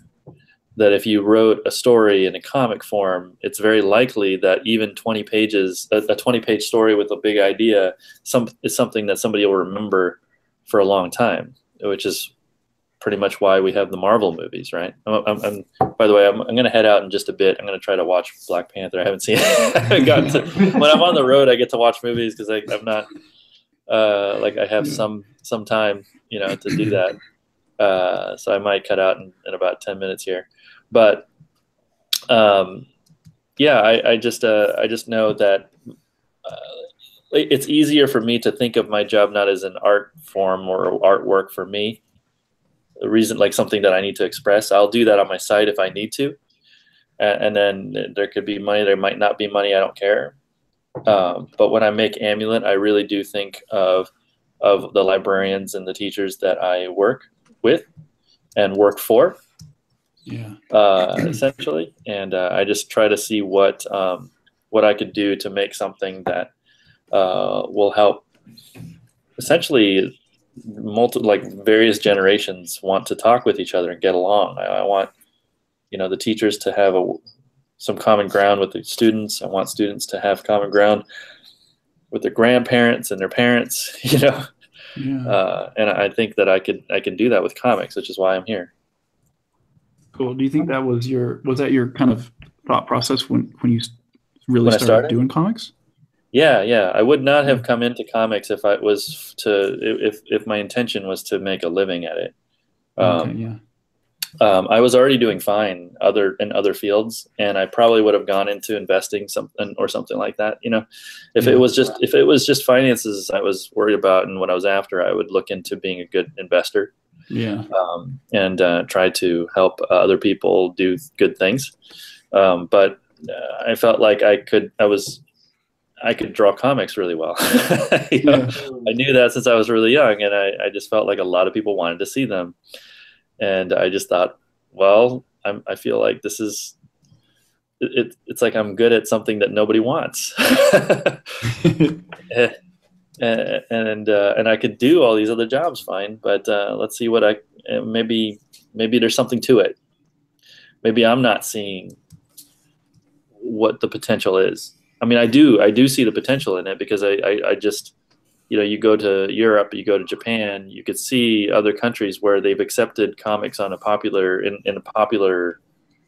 culture, like on a massive scale, and it becomes like guiding forces for societies, you know. And they're very important to these people. You go to Europe, and you go to you know, go to France. If you go to Japan, you know, when you talk about certain comics, you know, it means a lot. Or Brazil, you know, and Mauricio's comics, they just give people hope, you know. Yeah. So But no, it's super interesting to hear that you're not, well, as I understand it, internally, you are not putting a huge emphasis on your creative work as an author, the worlds you create, the characters you create. It's more about the function your books have in society. Yeah, it just makes it easier for me to do the work. I can't sit there and think like to create on a whim. What is this? Like some magic? It's not. I don't know. I'm not into. So you are not at all sentimental about your creative work. It's not a work of art that is just has to be created and the characters live their lives because there's a purpose for that. Well, there is. See, there is a purpose. Like, I just but it's not just like my like desire to do something. That's not the purpose. I feel like, you know, when I studied, because I studied a lot of this stuff before I started working on it. You know, I studied Tezuka's work and like the effects of comics in Japan and just how impactful comics were post-war. You know, and what it did to like build the society, like help them basically build the society they have now. You know, you watch just things happen like how Penny Arcade becomes basically a mascot for an entire industry in the video game industry. Like it's like this giant wave, you know, that they end up being a part of. You know, I see it speaking with Jeannie Schultz, you know, and hanging out with the Schultz Studio folks. Like you see how important Peanuts is to a lot of people in the United States. These are traditions that I think that I'd like to continue to be a part of, and I knew that there was a very high likelihood that I would succeed at this, and so I actually had to think about it from a different perspective, where I was like trying to prepare for eventual success, and I thought that would be more difficult than attaining it, dealing with it. You know, you see a lot of artists and authors who become super successful out of the blue, and it just blindsides them. They don't realize how much responsibility they've taken on, where like you have entire industries revolving around the work they do. And not only that, like maybe some social responsibility too, because they're reading it and then people are going like, I'm going to lead my life the way you write your comics, you know? And then they just like, seriously, like writers just go batty thinking about that stuff, you know? Yeah. And so I've had to engage in this in a very different way so that, because knowing that may happen, that maybe I'll basically be, you know, making the next Peanuts or the next One Piece or the next Garfield or the next Calvin and Hobbes, these things, you know, I know how people think of them. So I just prepare to deal with that. And when people see somebody who is thinking about those things in those big terms, I think people, they hand you the baton. They pass you the ball. You know? That's really fascinating. You know, so if you want success, you can find it. People are willing to pass you the ball. You know what to do with it. Yeah. But you know, it's not like you know, it's you know, it's just more grass. It's not any greener than the one the grass you're on. It's different, you know. Things just change. Yeah, now I feel like a great social responsibility because I'm speaking with a lot of kids, you know, and those kids are going to be really great people. Like I meet people and I just talk to them. I know that they're going to be something in this world, you know. And I thought about that a long time ago, where when you're writing for kids, you know, you are actually writing, drawing for, you know, the future presidents and the future everything, future leaders of everything. Like kids who are on any particular career path, they don't know what career path they're on, could basically become anything. But if you're an adult reading comics, it's very likely you've already set your path. you're probably, you probably maybe you're an artist of the desk job, like we've all been there, reading comics. But it's likely that the local, like your local senator doesn't have time to read comics now. But I don't have time to read comics. I know, yeah. I don't read too many comics. But when they're kids, they all read them, and they all have that connection. So it provides a fabric, like some kind of a connection between the kids, not just between the creator and the audience, but also between the readers. They bond over the comics, and they share those ideas and stuff. So I feel that my job is to kind of create as neutral a space as possible, that people can enter into it and then see my characters make mistakes and make good choices maybe, and then learn something and then go away. That's cool. That's interesting, because see, I'm putting together this class for CGMA on making comics, and the first week is a lot about why are you doing this, and I'm trying to get people to think about that why, and it's pretty clear when I hear you talking about it. It's to educate. It's education. It's helping the teachers and people get kids to read, and to help inspire that next generation, which is pretty powerful. A powerful why, I think. I think with my family, I was expected to do a lot, Yeah. And so I think everyone expected me to be some kind of a doctor and hospital director or something.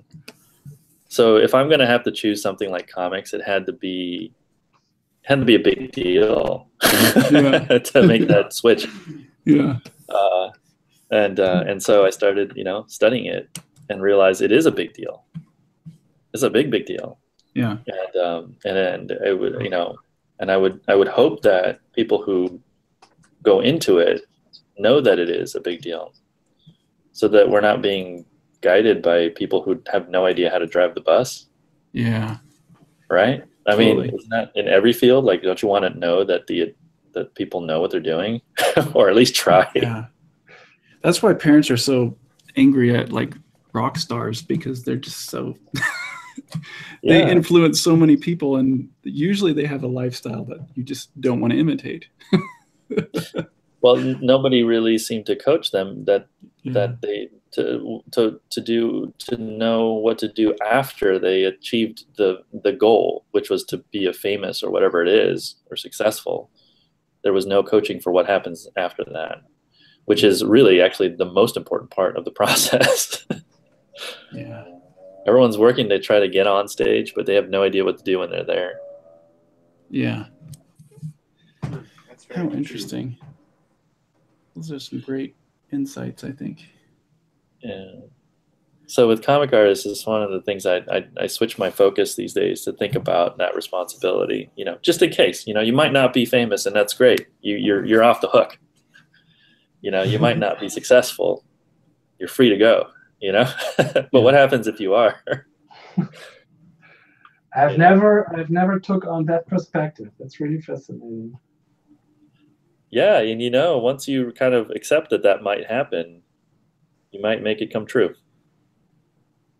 Yeah, all the influence you were talking about were like not Saturday morning, like the newspaper funny artists, and those artists really did have a big influence on the American culture, from what I've seen and remember. But I don't see that as much with like American comics. I mean, I guess there's Spider-Man and stuff, so there's influence there. I guess we'll find out in 20 years or so. Yeah. With the books that we're doing here, that's our generation still, like the first group of kids that were reading Amulet are just coming into college right now. They're still kids. How cool. Yeah. And I've talked to them. I mean, like I was in line at an airport, one of the waiting in customer service or something, and I met a couple that were visiting their kids who were at MIT, and they were fans of my comics. You know? Wow. So, you know, when they were kids, they said, "Oh, I remember those comics when we were kids." Yeah. And now they're like going to be rocket scientists or professors or something. Wow. Yeah. That is cool. Yeah. It's a So long-term game. it is. Everything is. Mm-hmm. Everything is. So, yeah, I mean, I told you guys, right? I came into this like after 9/11. Like that was when it happened. I just decided, you know, I think I could contribute more as a cartoonist than as a graphic designer. And I just thought, like, if you're gonna throw your life at one big thing, like, why not let it be the best thing you can do, right? Yeah. Yeah. Was Tezuka a big part of your decision? Because it sounds like a really similar, like, you know, you could have been a doctor, but you decided to be a cartoonist, just like Tezuka was. Yeah, you know who it was? Who the big one was reading Understanding Comics by Scott McCloud, because I could tell that he was in a similar seat. Like I think he was expected to be something other than a cartoonist, and then he had to find some reason to be there because he knew that there was a reason to be there. And I read Understanding Comics, and then that led me to Tezuka, and then that led me to Miyazaki, and then that led me to American comics history. You know, I mean, recently I've been reading a lot of Flash Gordon, Alex Raymond. Because I feel like a lot of our technology today comes from those comics. Interesting. You know, if you just go and, like, if you ask George Lucas what's the inspiration for Star Wars, one of those things would be Flash Gordon. It's basically Flash Gordon meets samurai movies, Jidai Geki movies, right? Jidai Geki meets Flash Gordon. So like it's like technology with honor. You know? Yeah. And Flash Gordon, the comic, is essentially just a catalog for future devices. You know? And now we have cell phones basically because of all that. Because people, you know, started thinking about the future in these ways. Though it's very likely that we would be where we are no matter what. I think cartoons just flavor the directions. I don't think they make that much of a difference in terms of how humanity develops, but I think that there is a sense that, like, there's like a mascot or something for movements and directions. Yeah. You know, we're more representative. Yeah. It might speed up the process, you know, because I mean, like, wasn't it Steve Jobs who was like with the iPhone? He's like, I just want to do what was in Star Trek, you know, and it was like his passion based on this, you know, childhood ideals, you know, and it kind of drove him probably a lot faster towards that direction than if that didn't exist. I think for me, the impact of comics, I haven't, like, especially in my own work, I haven't really thought of it in terms of like large societal movements, because it's so abstract and hard to measure and pinpoint how this could affect the world for good. But I think for me, the comics and their potential lies in the ability to encapsulate an experience and give someone a simulation of an experience as if they had it themselves. And you can speak to them, and suddenly, like, they start realizing they aren't alone, that other people have experienced these feelings too, and that there's hope and all these other things. And for me, I haven't, like, I don't know. I hope that my comics have, you know, can reach out to society as a whole. But for me, I usually am only thinking about, like, the individual when I'm creating my work. Like, how can I reach out to that one person? Yeah, it starts like that, right? That's where I was with Amulet. It was made for me as an 8-year-old. Like, it was made specifically for what that 8-year-old was going through and what he would go through. Because I didn't have kids. You know, I didn't go to a school visit. Like, I had no idea where I was going with all that. so I was really fortunate that it wasn't like a bad project. You know? Yeah. No, I mean, I was lucky. That was just like a roll of the dice, you know, because when you're 24, 25, like I'm pitching this thing, and I'm already 5 years into developing it, and I didn't have kids. I wasn't married. Very different person, different human being. Now that I see the readers all the time, like I can put like a face to the readers now. And my son is reading my comics, and he's like helping me edit it, you know. And like my son is like here because the comics really, you know? Like he exists because, you know, like because these comics exist. Yeah. It's pretty, you know, it's pretty wild. So yeah, cool. So I think over time, I mean, Steven, you're just a new parent now. So all that stuff that you're talking about, that's going to change when your kids are older and they're talking with you and stuff. Yeah, I haven't gotten a kid yet, but I just got married, so. Okay, no kid yet. Okay, yeah, just the married. Okay, that's good. That's a good the first step. It is. Can you guys see how red I'm turning on the camera? No pressure. No, I'm super. Don't get me wrong. I'm super excited to have kids, and but it probably is another couple years out. But yeah, I have a feeling that my kids will change. I turned 31 2 weeks ago. You've got time. You've still got time.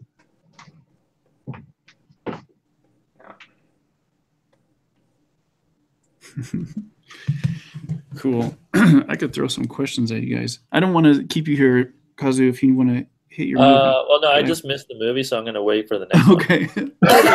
Woo! We did our job. We are better than Black Panther! Is it good? Have you guys seen it? Yeah, I haven't seen it yet. Is it? Okay. Yeah. I really want to. Yeah. Yeah, I hear good things. I haven't seen it myself. Yeah, I'd love to hear your thoughts next week, and we could tell me what you think of it. Oh, no spoilers on the stream, right? All right, no spoilers, but like I think just exactly what we were talking about, creating change and introducing new ideas into a society. Whoever made that movie was doing that thing. There's just a lot of super big ideas in there. Oh, okay, interesting. Yeah, I mean, you know, maybe I'll be curious to see. I mean, it's really hard to do in a movie setting because there's so many angles, you know, operating on it. So I feel like if something feels like it's messaging anything, it's like it's almost like a natural occurrence because it's not. There's just too many people and voices and different ideas and conflicting opinions and all that stuff, you know, that if it has one cohesive anything, then that's really just the audience kind of seeing it there, you know. Yeah. I don't really like. I like categorizing movies based on directors, but I don't quite believe in auteur theory. What's auteur theory? Auteur theory is that the author of the film is an artist. Oh yeah. I don't quite. I just feel like it's. I mean, you could be. It's still a group project. If I was directing a movie, I would think of it as a team project. It is like the team's effort. You know, and to some extent, Amulet is that too. But at least I do all the writing. You know, I do all the story structure stuff. And I could see that. I almost think that like the only, as far as films go, like I can only think of like Miyazaki as having like a single unified vision. Yeah. He does that. That's crazy, though. It's too much. Right. I don't know if people can do that. I like comics for that. Yeah, me too. It's like you get to write and depict everything too. Like you have the first shot at visualizing your story. Yeah. Yeah, totally. Yeah, that's actually the big thing about comics, I think. It's the perfect balance of control and what you can achieve with it. it's very economic. Yeah. Sometimes I envy people that are just writing novels, you know, because they can do so much just with language.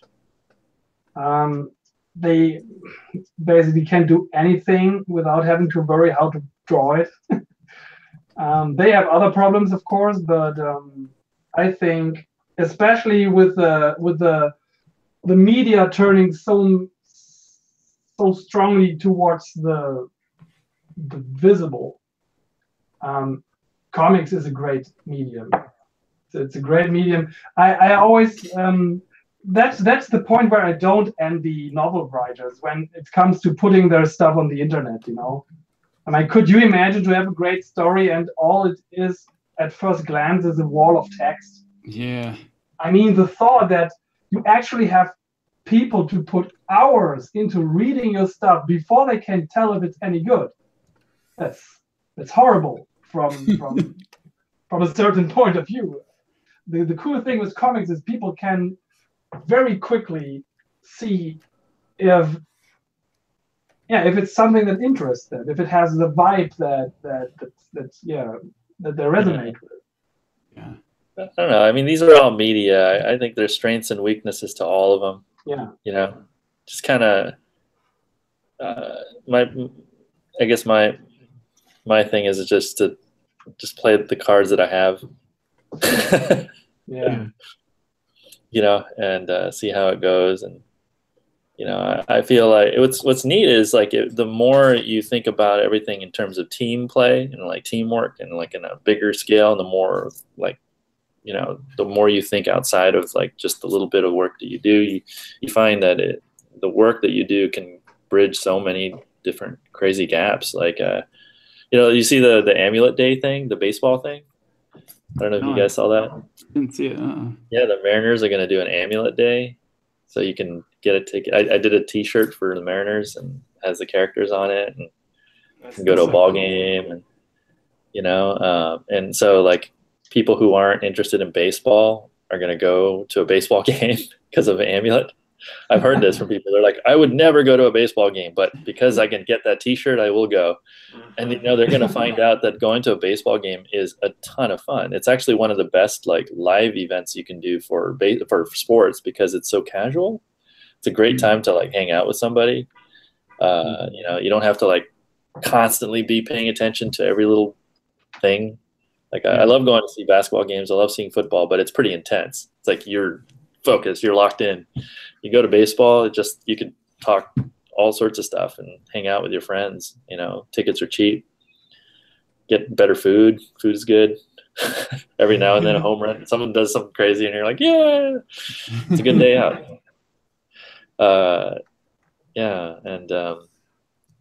And now like getting to see the movie being made for Amulet, it's kind of neat. Like I get to be an executive producer, and I don't really have to be there directing. Which you know, with my kids at their ages, I got out of filmmaking a long time ago because I didn't want to be an absent dad. That was like my number one thing. It's actually the kind of the core, right, of Amulet. Right. You know, and I just didn't want to do that. And I see like, you know, you see like in the like what the filmmakers talk about. If you watch like Christopher Nolan's films, half of them are about like, am I being a good dad? Like Inception is all about like, I think I'm a bad dad. I'm not. I need to see my kids. I can't see their faces. Yeah. Yeah. So what's that? Interstellar is about Interstellar, yeah, like I am so far away from my kids, and I'm just thinking, you know, I think I'd rather just be with the kids then. I can do without being on a big movie set. That's okay. You know, like Peter Jackson, I think took time away just to be with his kids. Yeah, that's cool. When's the release date for your movie? I don't know. Is it still way out? I don't know. Yeah, I don't know. I can't talk about it actually. Oh, yeah, I understand. I'm not allowed to talk to you about any of this. None of it. Well, what I said I could say, yeah. but I know more and I can't say anything. Yeah, that's so cool though. That'll be fun to see when that comes out. I guess so. It's cool. I hope it's good. And if it's not, it's fine too. Yeah. I told them that. I told them like, as long as everyone on the set is having a good time and the cast is taken care of, I hope that they get taken care of the way that the Harry Potter cast was taken care of. Oh yeah. That was actually my biggest concern, is that it would just derail the lives of the kids involved. I would hate to see the project, anything I do something like that to younger people. That would bum me out too much. Yeah, totally. So you're not going into it saying you guys got to stick close to my my idea, otherwise. If someone did that to me, I wouldn't work with them. Yeah. Right? Would you? This is my vision, guys, not yours. No, if someone hired me to do anything, I'd expect them to expect me to be the expert here. Yeah. So I try to do that as much as I can. I'll give advice. I've given a lot of notes on it. So I'll give notes. And, I don't know. One thing I learned actually as a flight editor is the less I did, probably the better things turned out. Like I had to trust the artists and stuff, and then I'll come in and edit like towards the end. But for the most part, it's better that I don't affect the decision-making process. Yeah. It turned out much better if I did that. That's cool. Yeah. Otherwise, they wouldn't feel like it's theirs too. Yeah. Yeah, it's like that with working with Jason too. Well, what are you doing, Jason? I don't know what I'm. I decided crazy. a long time ago. You do that for all of your lettering?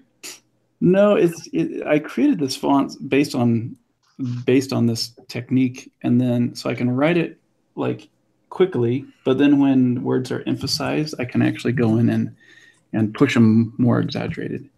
And so like for scenes where they're yelling and stuff, I actually kind of it's some scenes I'm like, you know what, I don't need to do that. But then there's some that are real intense and I want to emphasize every word. So I ink those. Yeah. Yeah. I don't know if I could do that with a magic wand, like a little lasso tool like you did there. Yeah. It's pretty impressive. It's what they did they didn't do it with words, but they used lasso tools all the time on Kung Fu Panda. So it just got me kind of into that. And I don't know if I'll do it again for the next series that I do, because it does take a lot of time to kind of go back and do all this emphasizing on certain words. But it has a nice feel, once it's all put together. Sure. Read it. It really helps you. It looks like you typed with a crazy typewriter. Yeah. I guess what's cool about it is it doesn't look like you drew it. It looks like you somehow manipulated the font or something. Yeah. But you're still drawing it. It's just it's so sharp that it. Yeah. It's pretty cool. And these are subtle. Like there's some pages where I go really big. It looks like a Harry Potter font right there. Yeah, it kind of does. It's basically an old Garamond font. And your hand lettering. The one that you did. Yeah. It looks like the Harry Potter logo. It kind of does. Yeah, it's funny. Yeah.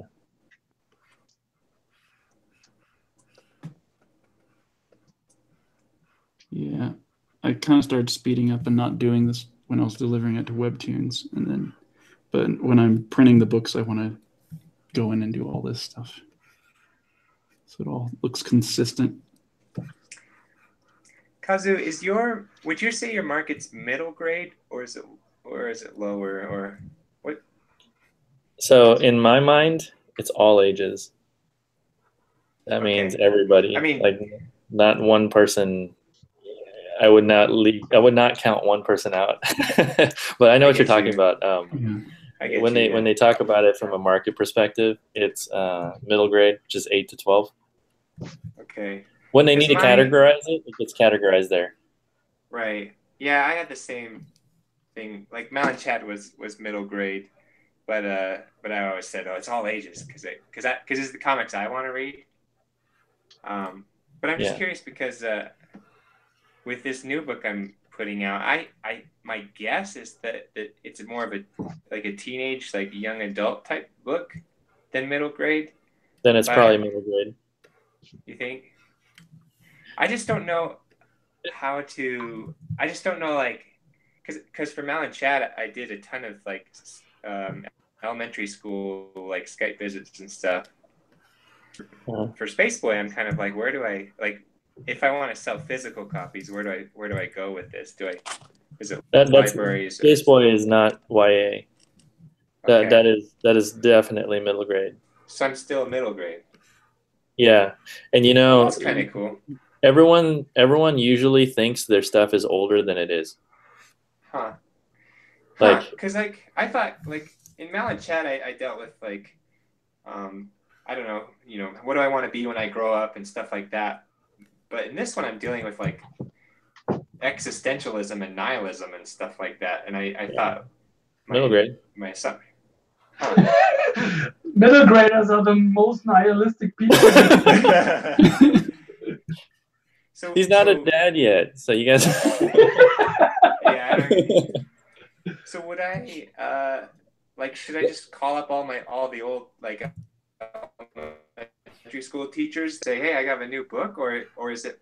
Because I've been thinking like, oh, I need to get into high schools. I need to, High schoolers don't read. High schoolers leave us at that point. They got other things that they're interested in their car, each other, the world, jobs. Like when I go to talk at a high school, I have to like kind of bring the crowd back in because they're not, they're like, who's this cartoonist guy, and I have to be like, questions I get asked aren't like, it's like, about the story. It's like, what kind of car do you drive, and.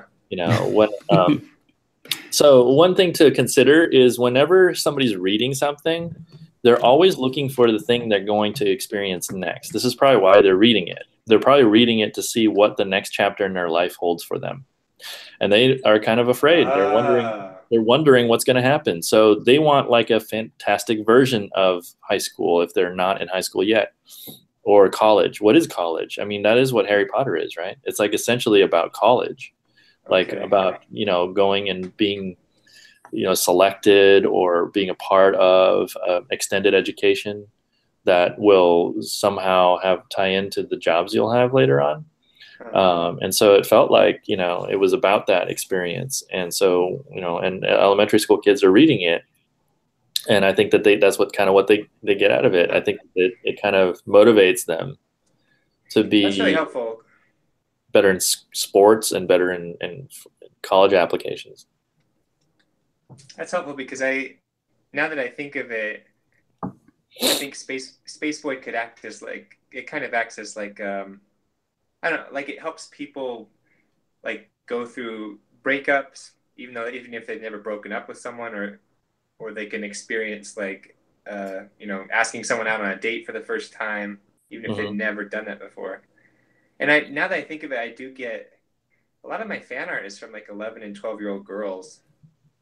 Yeah, it's a safe way to think about that stuff without feeling like they're going to fall on their face, and then they could talk to each other about it. You spark the conversation, and I think that's good.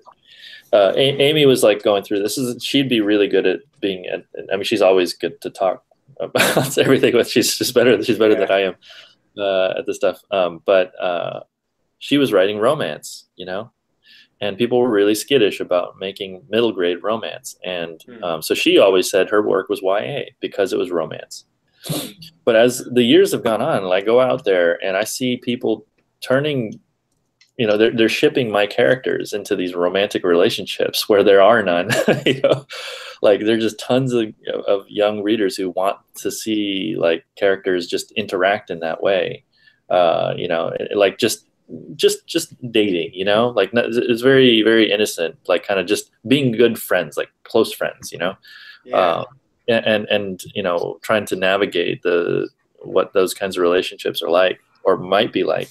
You know, they're doing it with my characters, and so I know I was just thinking, gosh, like it'd be really nice to see somebody do some really good, like a healthy romance, you know, that isn't like some crazy. I mean, not to say that there's something wrong with Twilight and things like that, but in some sense, like there are books that have this.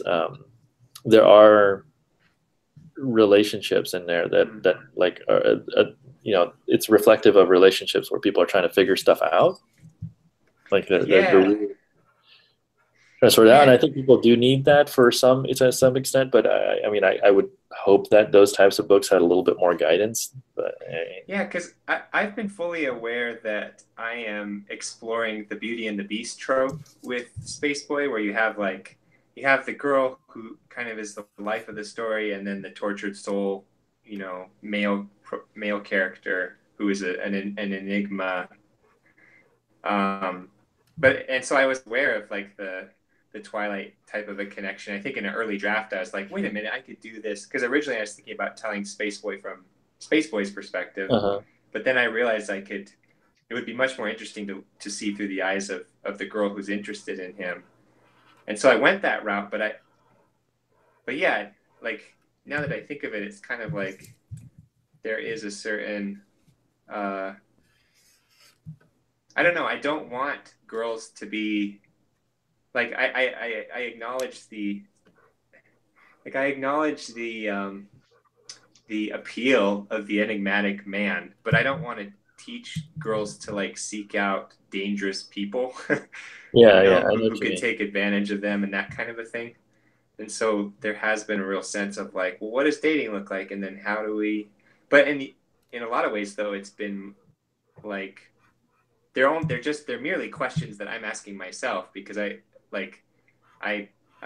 started dating and it got engaged to, and then it married my wife, you know, while I was making this comic.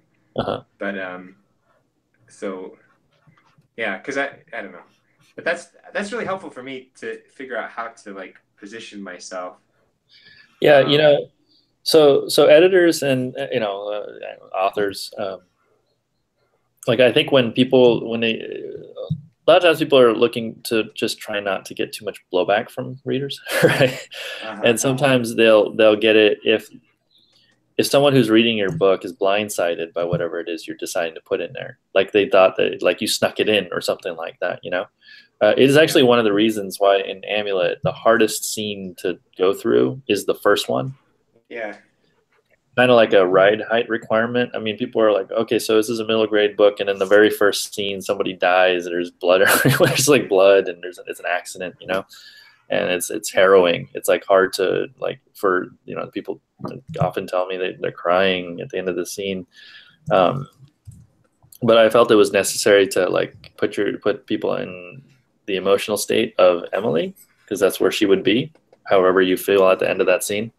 And also it helped when somebody read that and said, nope, not for my kids, they can have already walked away before they're like only a dozen pages into the book, and they won't feel like they got, you know, bamboozled into to getting their kids like a book that they don't think is appropriate.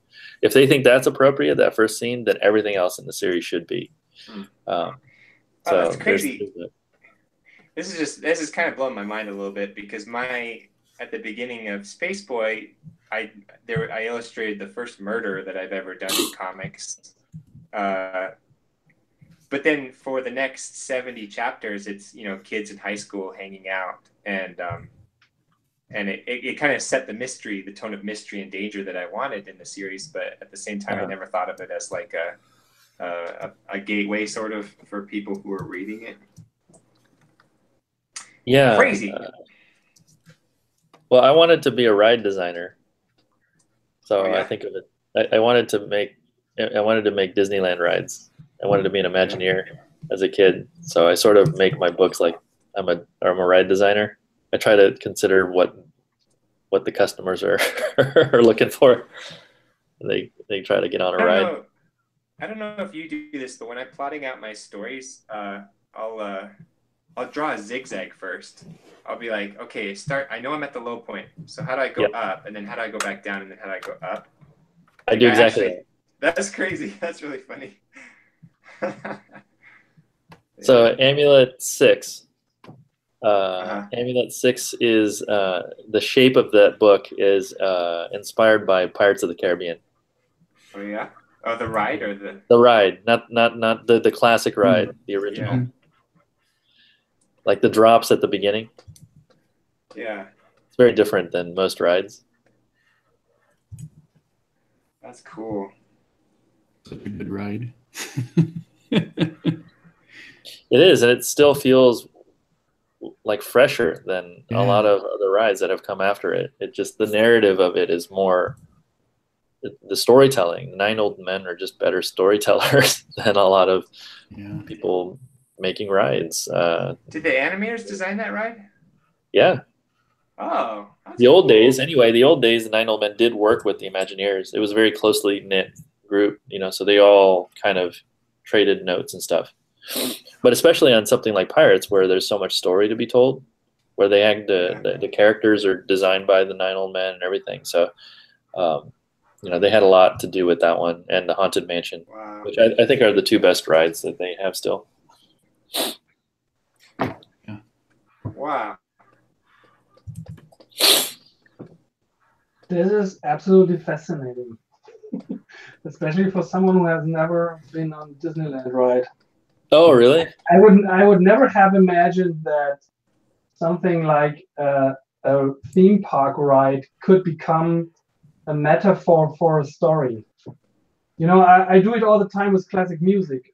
My metaphors for my stories are symphonies, where I often I have the feeling that I can clearly hear the complete soundtrack of a new chapter before I know anything else about it. And it's fascinating to hear that something like a theme park ride could serve the exact same function. That's really, really interesting.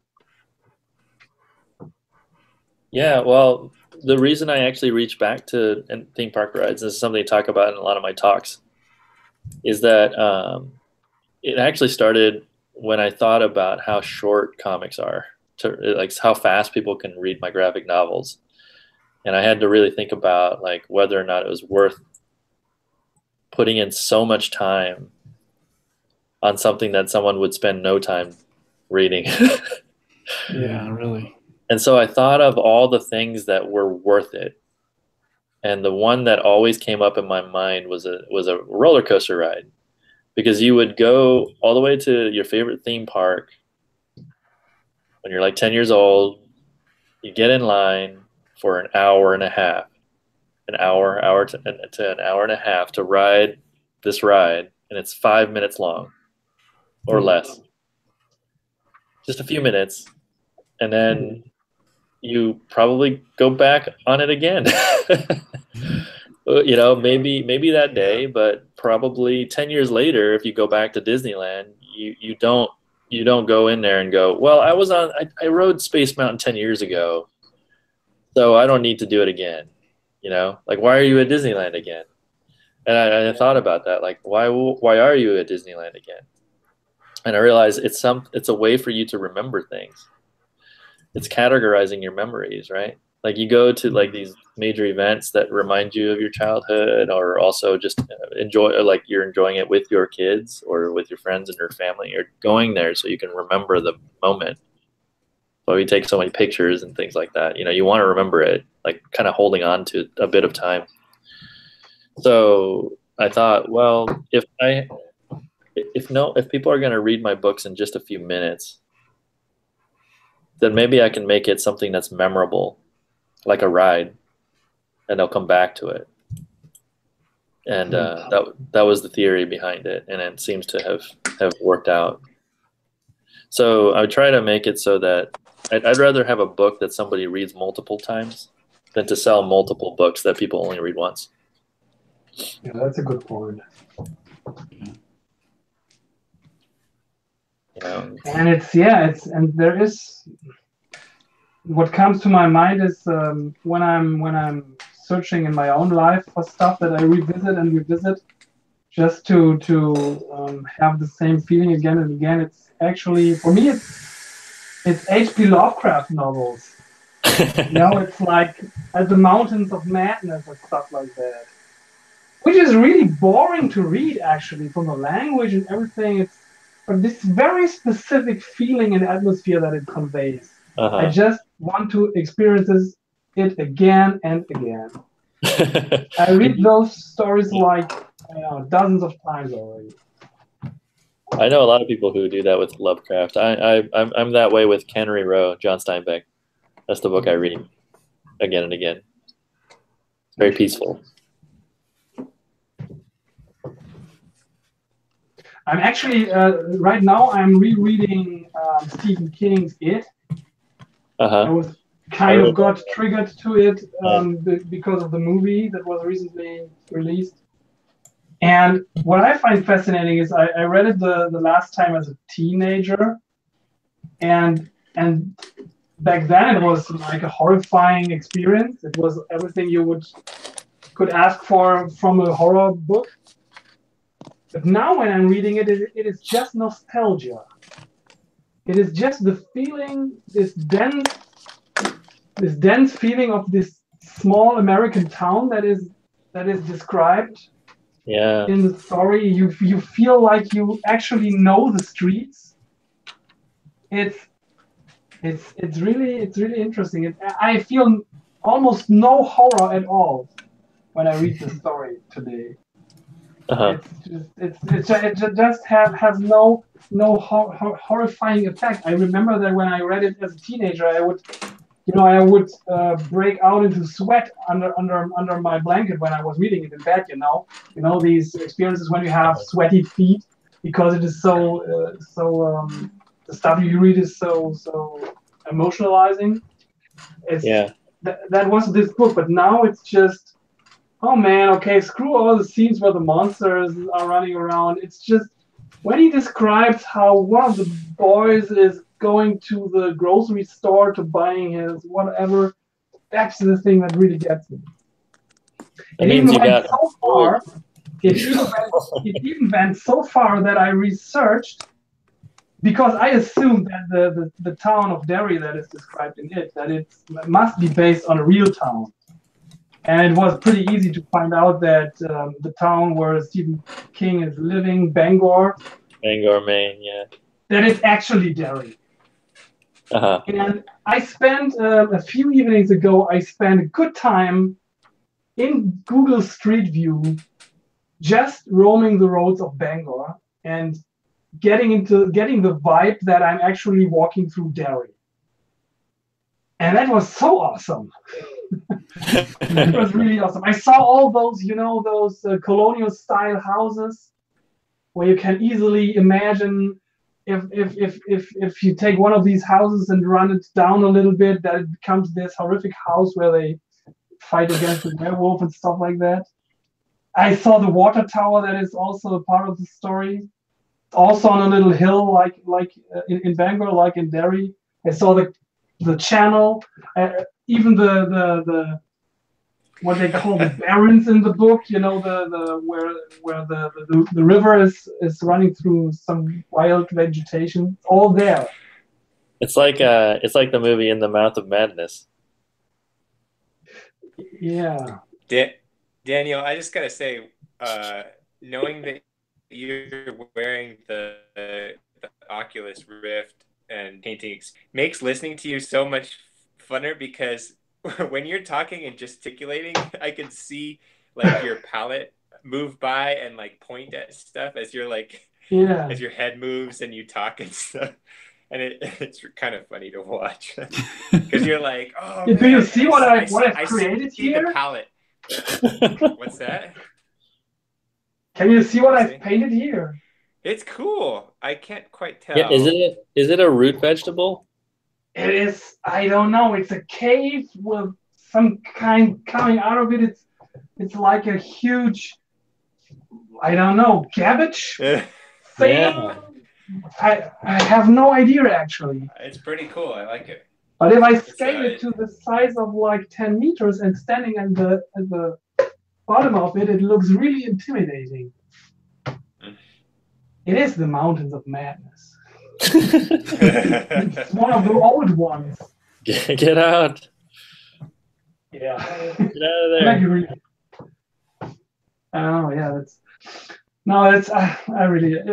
really fascinating to talk to you about all these stuff, the influences, the metaphors, super interesting.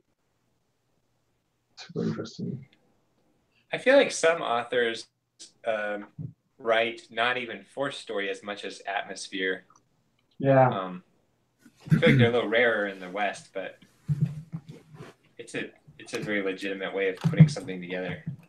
I mean, story sort of just happens. Story is what happens in the mind of the reader, so they can just assemble it. Like you can put it. One thing I learned from putting together Flight is that people just put the Flight books together as singular stories, and you know, nobody really, you know, they weren't really trying to pass the baton or anything like that in the books. That was just me putting stories in a certain order, you know, like a mixtape. Like I actually would just set up like a preview web link, and I would just cut and paste each person's link, and I would just move them in different orders and to find like a rhythm for the book, you know. So it was like a batting lineup / like a mixtape / ride experience. And I think doing that, I mean, 8-9 times, and with Explorer did it several more times.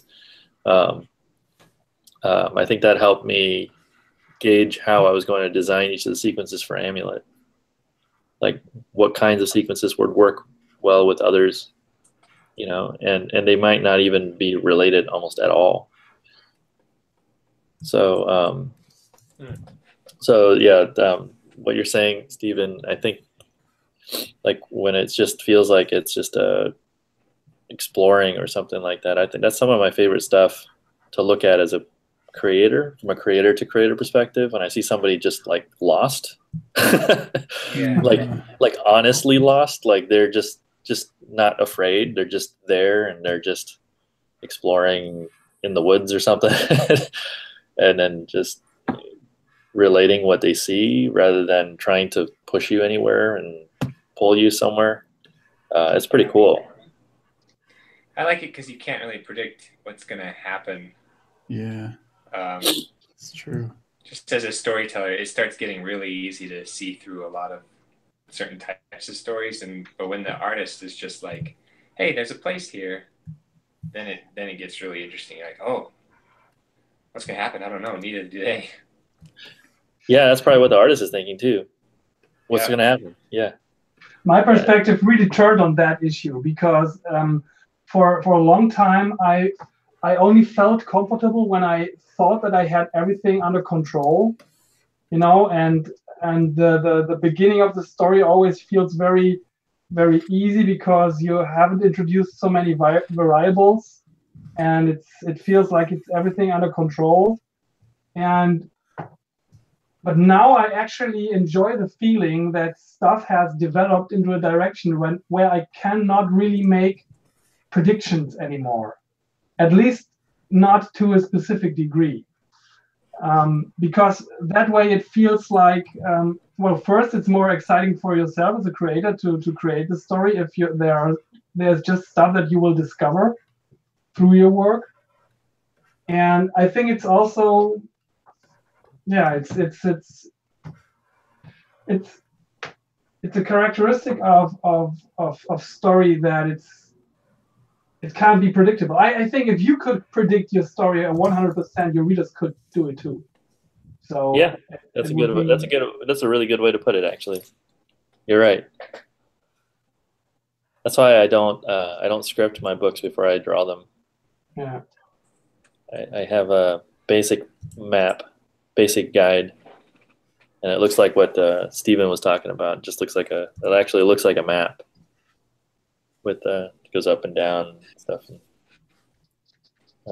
And then then I start working on the individual scenes. Yeah, I do that exact thing. crazy. Yeah, with Citra, there were so many things that happened at the end that were just like way like unexpected for me, and my audience was totally thrown off too. But it was still worked perfect, as far as the whole story. But it was a surprise to me as much as it was to my audience. I think that's what makes a memorable story. I mean, one thing that I will never forget is my first reaction to when I saw Spirited Away. And that was kind of like the first time I saw a movie that went into that direction, where you just end the film and you sit there and the credits roll and you just feel like, what have I just seen? How can the villain character be the exact same character like the good character? Why is the bad witch exactly like the good witch? Why is the monster that in one scene like chased the protagonist down the stairs is now a good friend who is doing some crafting work in the swamp house? And all that stuff, all this stuff that didn't make any sense from my perspective at that point, because I was so accustomed to classic Western storytelling devices that it really slammed a door open in my mind to see something like that. It was I will never forget that, the influence that this one movie had. And was then, it the first one you saw? Yeah, it was the first one. Oh, okay, yeah, I remember what that felt and like. Of course, from that point on, I devoured all other movies that I could get a grip on. And you have it in all the movies. You have this effect. Yeah, he's just exploring, right? He treats everyone pretty fairly, and it's a good place to be. I've just been wanting to. I figured he's gonna get old and he won't be able to do this someday. I should do that. That's how I felt in college. Yeah. I was like, yeah, I should probably keep. Somebody's got to. In college, I had thought about just dropping everything. I was gonna fly to Japan and just show up at the door of Studio Ghibli and just tell them, like, I'm not leaving until you give me a job. Yeah. I was like, you guys need me as much as I need you, I think. Come on, take me in. I was literally gonna do that, and I did that in Hollywood instead, and I got myself a directing gig at Disney. And then realized that they weren't gonna let me make my movie, so I left. Interesting. What did they hire you to direct? It was a film that I pitched, and so I was writing. It's called. You can look it up. I mean, it's called Let's Get Francis. I think you can still find it on AWN or something. There's a little bit of there's some news items. We never got to do anything. They told me not to do anything. They said if I did anything, they'd probably throw it away. I think there's something to that effect. So I decided to just quit.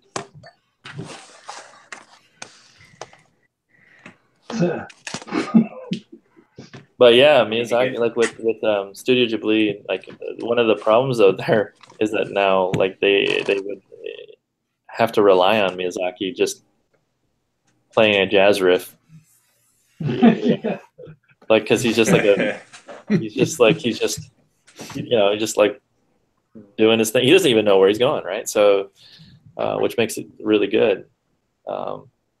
I don't know. I mean, I remember we had that discussion before, but I think that's what's so cool about doing comics or writing a novel or something is you could do that, and you don't take like a whole lot of people with you.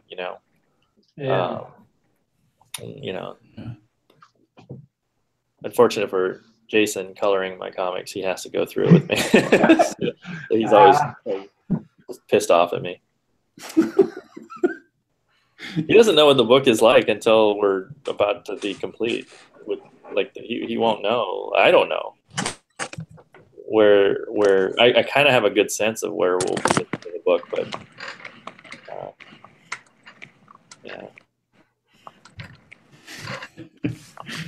He's just swamped with pages, and he's like, I don't know what any of this means. And then finally he sees it at the end. Oh, yeah, that worked good. Yeah, I think anybody who watches the productions on the Amulet, they will probably look at it and go, Kazu has no idea what he's doing. But anybody who's been on one of my books as a veteran of it, I guess they'll just go, well, Kazu will figure it out. That's kind of everyone just like, I think he'll just figure it out. So I think that's what happens, and it's so far it's worked out okay.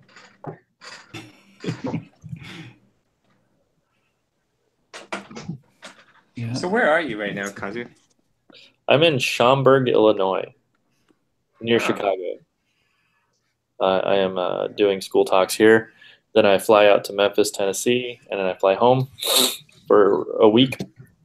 And then I'm back on the road for a conference in New York. But I'm going to go with Amy. So Amy and I are going to go on kind of it's like a wedding anniversary like date trip, because the kids are going to stay with her mom and his brother. That's nice. So yeah, it'll be nice because she's from New York, and that's where we basically met. So we'll walk around town. It's always fun when you can incorporate your work stuff into a mini vacation date type thing. Yeah, it's good too because Amy's doing a book series with Scholastic, so us meeting with them, there's a professional element to it on her end too. Yeah, that's so cool. But yeah, no, I'm in the Midwest. Last week I was in North Dakota, and I was in Fargo, and Minnesota. So you're like full on into the kind of book touring mode now that you're done with the book, right? Yeah. Pretty much. This has all been set. It was all set up like almost a year ago. Okay. These trips and stuff. So thankfully, I'm done with the book. Yeah, that's why you were like, I got to lock myself in my office and get this done. Yeah, because I can't work here. Like, I've worked on the road a lot, and it's terrible. Yeah.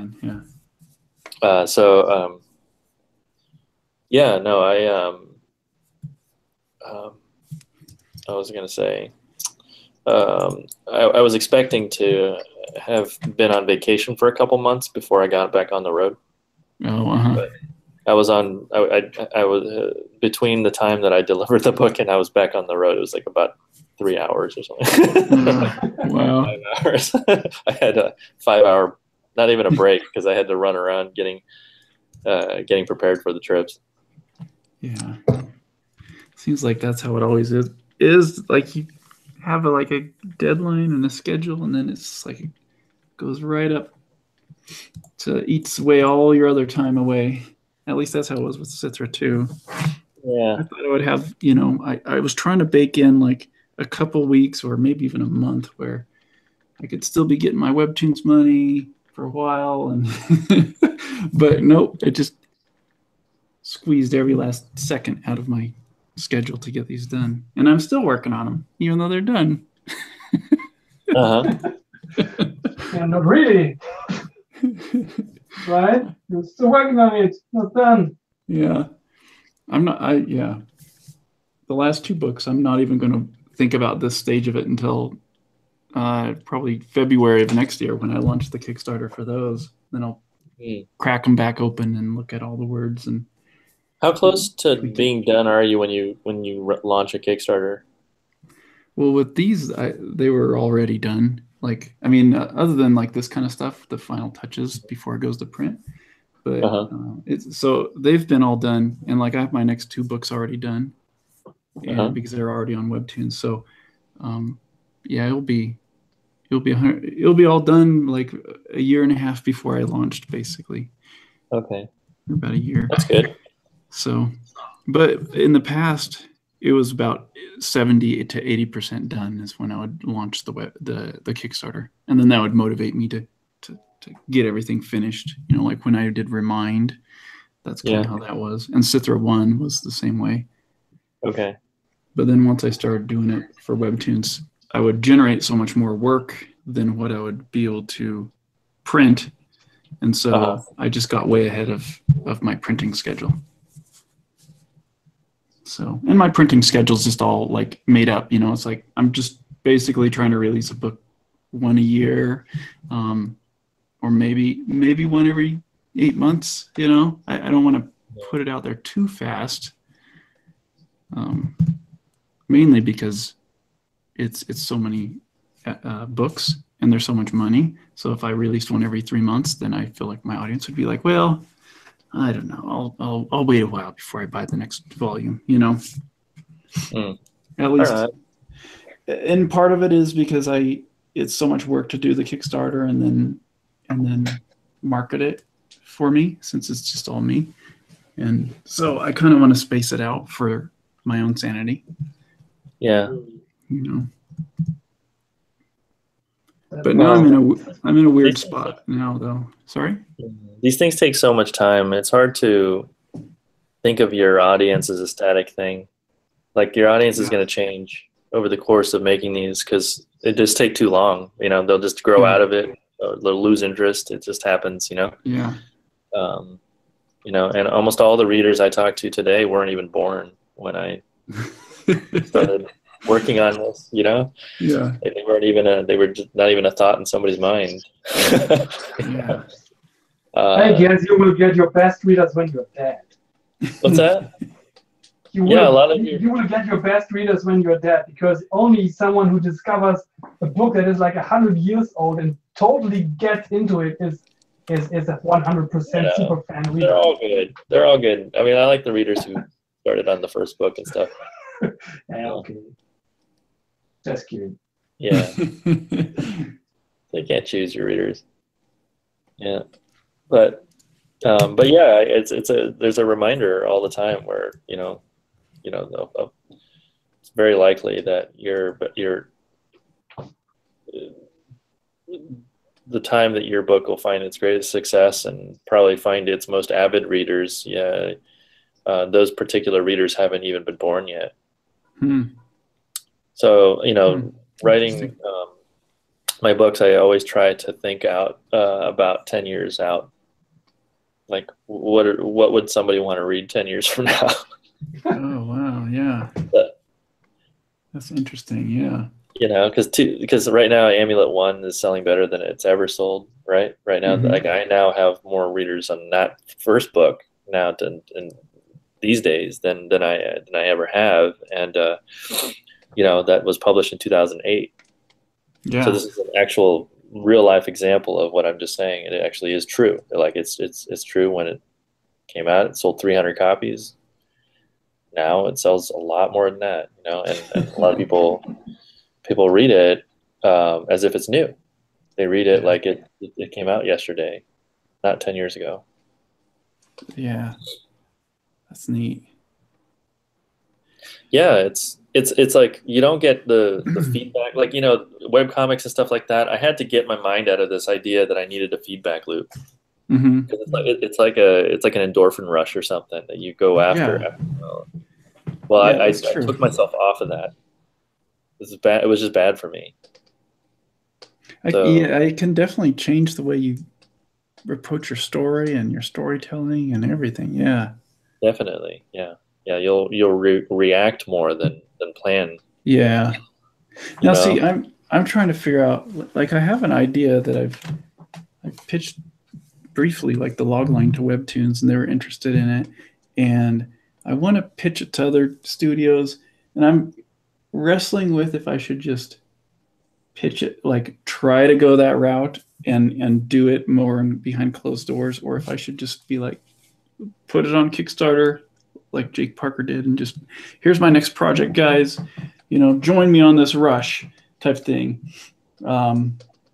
And it's been a hard debate in my mind to like figure out exactly what I want to do with that. I almost think if I could raise the patron and stuff like that to where it would support me fully, I would almost rather do it behind closed doors and then just release chunks when it's ready, or even try to walk that with the agents and publishers and all that stuff this time around. because it would give me that freedom to not have to, part of it is you put it online because you need to get those clicks, and then that would help sell things and get exposure.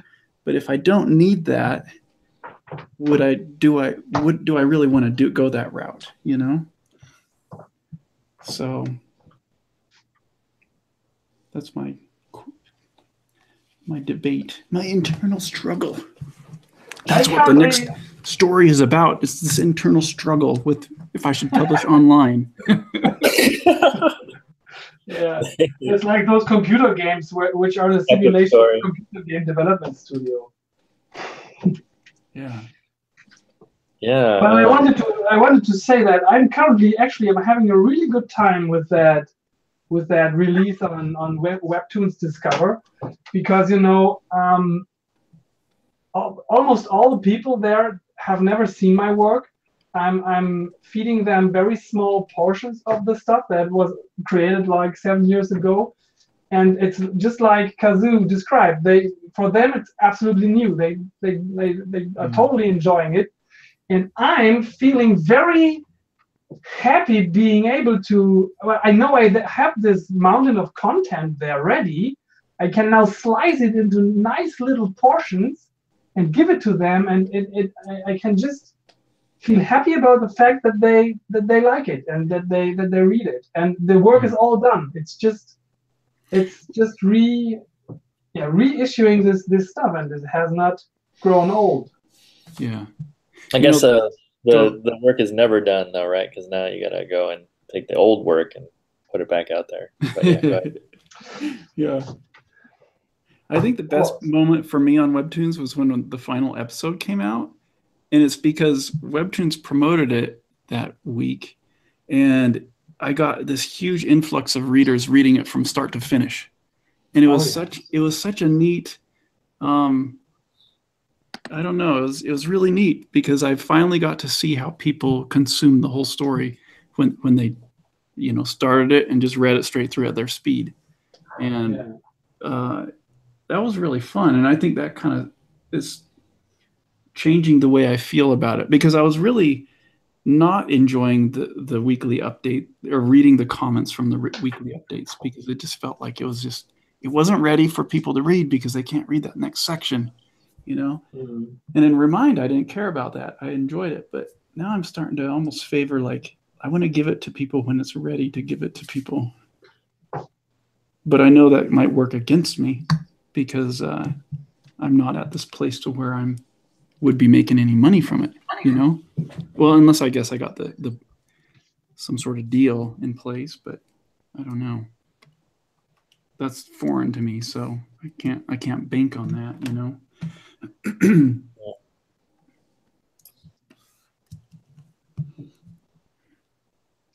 Yeah, it's interesting how all these projects transform over time. Yeah. And how this changes the character and how it also changes your own view on your work. I'm also on the brink of changing to more frequent updates, and I'm really looking forward to it. I'm looking forward to the kind of dynamic it might unleash. It's new mechanics that I can toy around with, that I can explore, that I can see if it does any good for the project. Yeah. I limited myself for many years now to super scarce updates, like once a year. In my best year, I had 2 updates a year, and of course, this comes with all the benefits, like that people experience a good chunk, a coherent chunk of story at once, and it's certainly good for the reading experience. But for the it's very little to work with in a media landscape where you basically, if you're not visible, you vanish. Yeah, that's the problem with the internet is, if you're not constantly feeding it, you kind of fade out. fade away.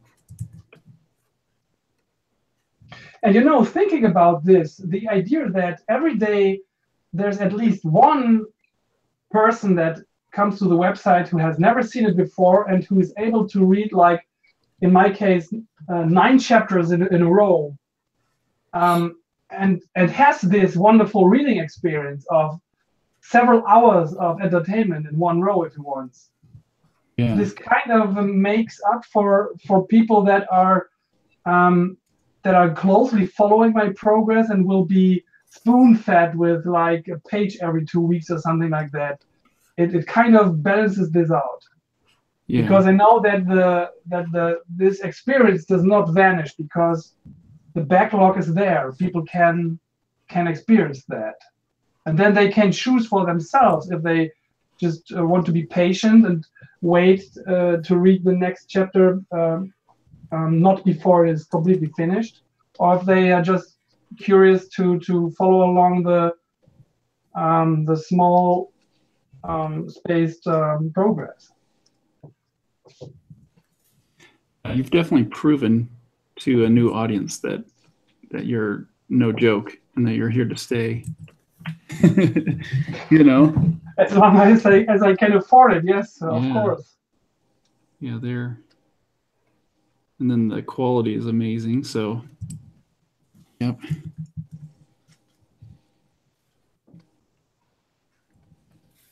My biggest problem is that I've started pretty late with all this. I often wonder what I could have done if I just started in my mid-20s or something like that, where I could basically, where I had all the time that I could ever wish for. Kind of wasted all that time by writing in online forums. I don't think that you really waste time. Everything is good for something, but I started my story at the exact same time when my first kid was born, so I'm kind of locked into the position that I have to make money with it because I just have no free time that I could invest into the comic. And there's so many creators out there, especially the younger creators, of course. They're doing this stuff on their free time, which gives them much more options. And it's of course it's not easier to do this stuff in your free time, but it kind of it gives you options.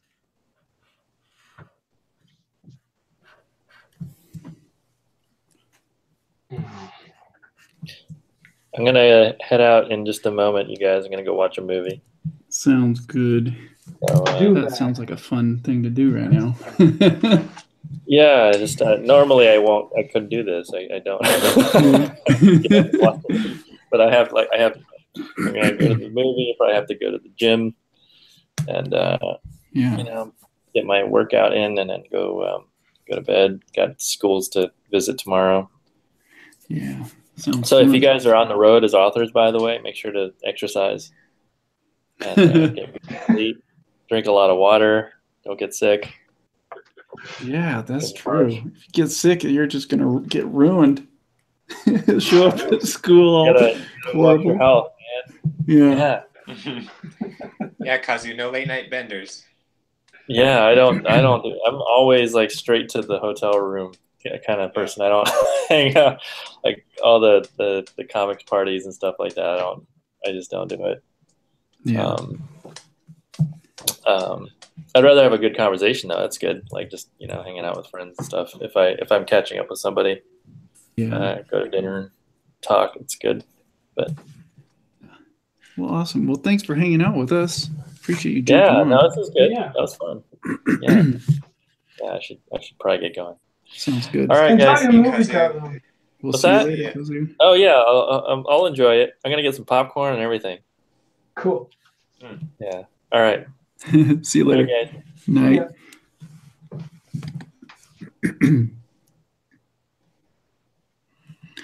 Well, guys, I think it's 4:00 here. We've been on about 3 hours. No way. Is that right? I have no Yeah. watch in the virtual reality. That's a big problem, actually. So, 3 You have no hours? sense of time. I don't even have a sense of space. I just realized that I was turned 180 degrees in my room, and that my tracking was a little bit jaggy because of that. Otherwise, I wouldn't have noticed that. 3 hours, you say? That's insane. You've been in this sensory deprivation chamber. I've been there. It's kind of Yeah. Well, that's great. I got some stuff to think about for sure. Oh man, such a great conversation. Yeah, good stuff, guys. And we totally ignored our viewers and their potential questions. Oh, I know. Good job. I was sent a bunch. Let me look at them real quick. We're total jerks. Yeah. Let's see. Stephen, can you explain the steps and when you usually do them for updating a chapter a week for Webtoon? Like, do you have a schedule for when you storyboard, when you do dialogue, etc.? Yeah, I do have a schedule. I have noticed that the longer I have to make the script for an episode and the story for an episode, the better it goes. So for 3 days out of the week, Monday morning, Tuesday morning, Wednesday morning, I'm thumbnailing, and then those afternoons I'm coloring, finishing up the previous week. And then Wednesdays, Thursdays, Fridays, I'm inking and penciling the comic, and then I try to get it all done by Saturday so I can have my coloring assistant start working on that. So nice. There you That's go. a good plan. Yeah. Okay. Is it easy to get a publisher to make a print version of your comic when it's already been published on Webtoon? Stephen did. And I think we've talked about this a lot before, but if you have a huge following online, then it's definitely helpful because publishers want you to bring your audience with you. But there's also different camps. There's different boats, where that's not the end all situation. So, but it doesn't kill your chances of getting printed, if that's kind of the question. Another question: how is your eyes responding to the VR? Aren't they hurting, Daniel? No, they aren't hurting. Is the screen like just super high resolution, so you don't have to? You're not. No, it's like having your smartphone in front of your face. But that's okay. It is the future. Nobody said that the future is comfortable. I don't think I could do it for that reason. Let's see. Remember when your parents told you shouldn't go too close to the TV because you would get rectangular eyes? Ha!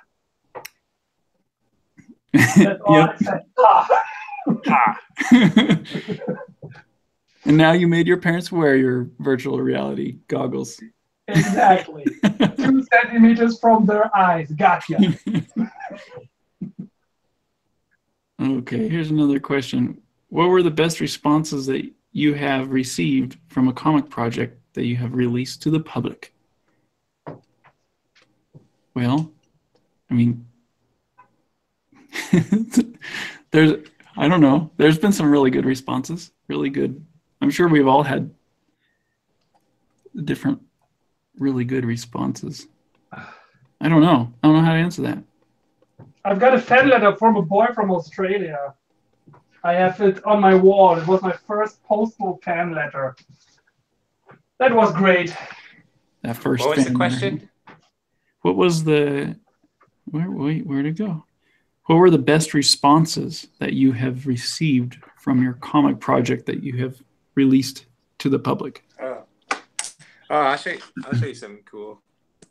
Yesterday I went to my P.O. box and I had 2 packages waiting there for me from fans, and both of them made these buttons. So these are like plush. Weirdly enough, they both sent me buttons, but here's some plush buttons that they made, and then there's these regular buttons. Super nice. Wow. Yeah, I felt really special. That's awesome. Yeah, it's pretty cool. Wow. Yeah, that was really awesome. I have really nice fans. Yeah, looks like it. Nice. Let's see. What is your approach to comic backgrounds? How do you make them affect narrative compositions, yet still remain rich and full of design? I do all my backgrounds, or a lot of my backgrounds, with the lasso tool, and so that my inks kind of are separate from the backgrounds. So that's kind of my strategy. I usually try to do a lot of depth with colors and saturation to kind of push the backgrounds so that they're more separated from the foreground elements. Sorry, I don't have any examples right in front of me. I would say that backgrounds are important because the three-dimensional space that you put your reader into, you can affect how they perceive the space by where you place the camera, so to speak. So if you are looking down on the scene, they have more of a godlike perspective. But if you're looking kind of upwards towards the characters, it makes the audience feel, in a small way, kind of weak or like small. And there's just different things you can do. And that's kind of how I use backgrounds, is that I think about the 3D space and where I've positioned the audience, so that there's the sense that the audience is kind of going through that story. But yeah. All right. I put way more time into my backgrounds than into my characters. So my goal is that the backgrounds, the world becomes a character of its own, because I give it as much attention, if not more attention, than the characters that walk through it. I just like that. Good. It's a horrible decision if you want to save time, but. But yeah, I mean, it's kind of like what Scott McCloud said in Understanding Comics. Like, if you have these rich backgrounds, people can all relate to that because they walk around in the world and they can relate to realistic backgrounds. But if you have your characters more iconic and simple, then people can relate to those characters more because they can put themselves into that character if it's more iconic.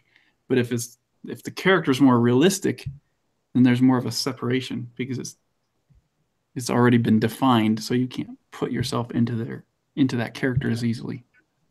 Right? Is that what they said? That's a good point. Something like that. Yeah. Okay, let me say another question, and then we'll sign off. How's that sound? Sounds good. All right. What would you guys? Wait, there's two questions.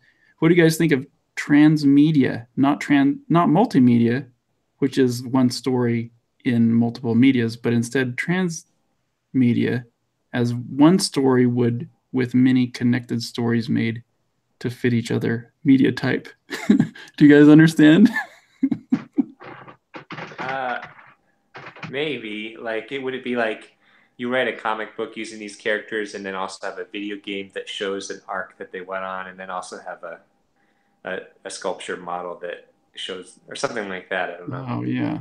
The only thing I know about it, if there's some Japanese companies that will do like these multi-level media marketing campaigns, like Yokai Watch. What was interesting about that franchise is that they launched on all platforms at the same time.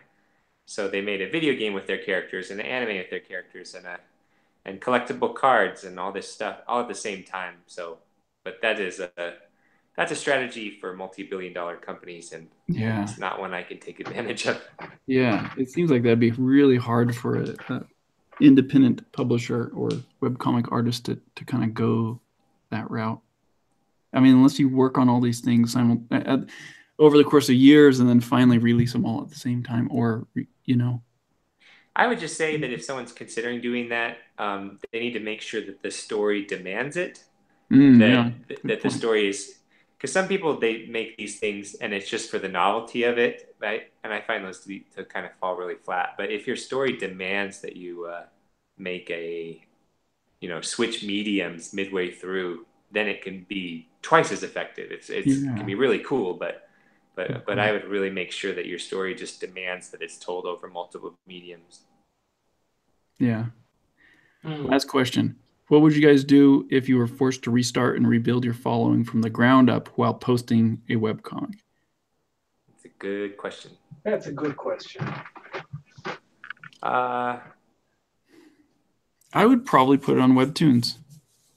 I'd probably go the Webtoons approach right at this point. If I was drawing a funny comic, I wouldn't even build my own website. I would publish on Twitter and Instagram. And just on Twitter, really? Frequently. Instagram would be a good idea. Yeah.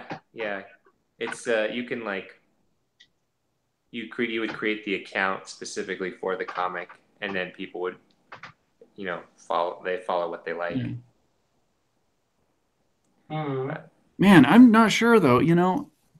I don't know if I were to restart right now with the knowledge I know about how hard it was to make comics and put them out, but I wouldn't be in that frame of mind if I was starting now without having made 2 graphic novels. Well, it's a paradox. I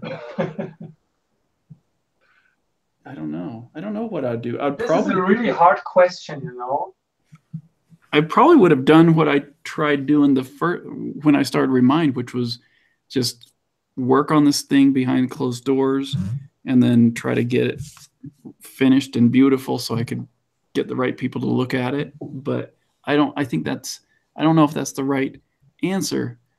I don't know if that's the right approach. Because and it's a very different question if you ask, what would you do if you would lose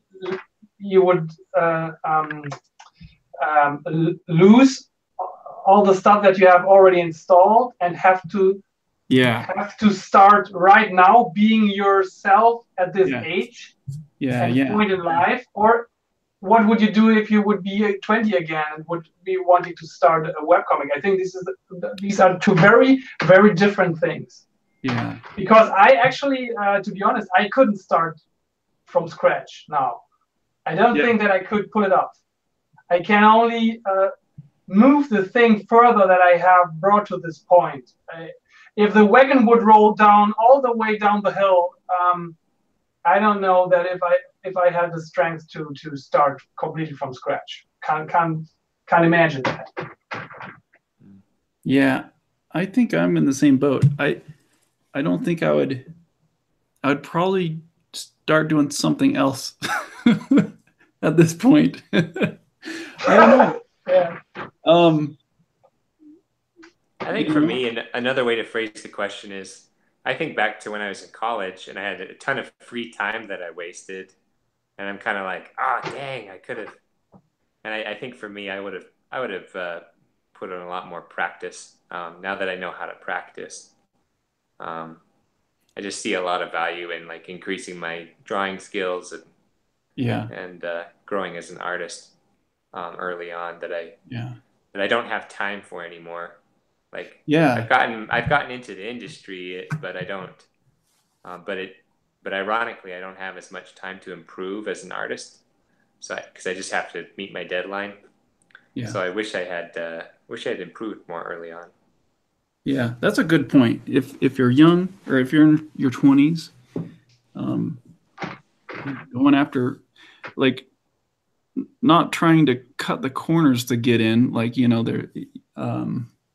or relying on plugins or whatever it is, that people rely on now, but just building those skills up early on, because there will be a time when you cannot invest as much into yourself as when you were young, living with your parents or single.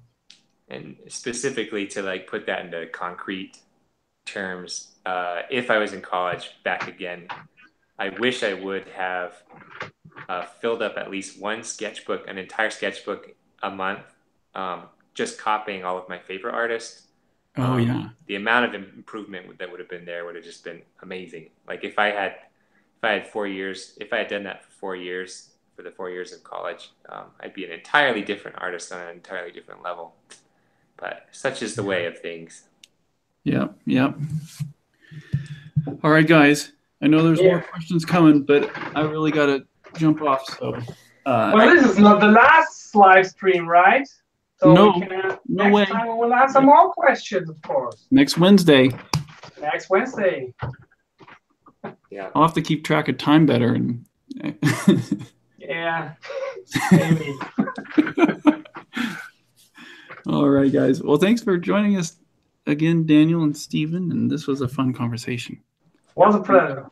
And thank you, everyone online, for watching and commenting. And I'm sorry if we didn't get to your questions, but we will be here next week on Wednesday around noon Pacific Standard Time. And hopefully we'll have some other guests. So all right. That's it for now. See you guys. Bye, guys. Night, Daniel. Bye-bye.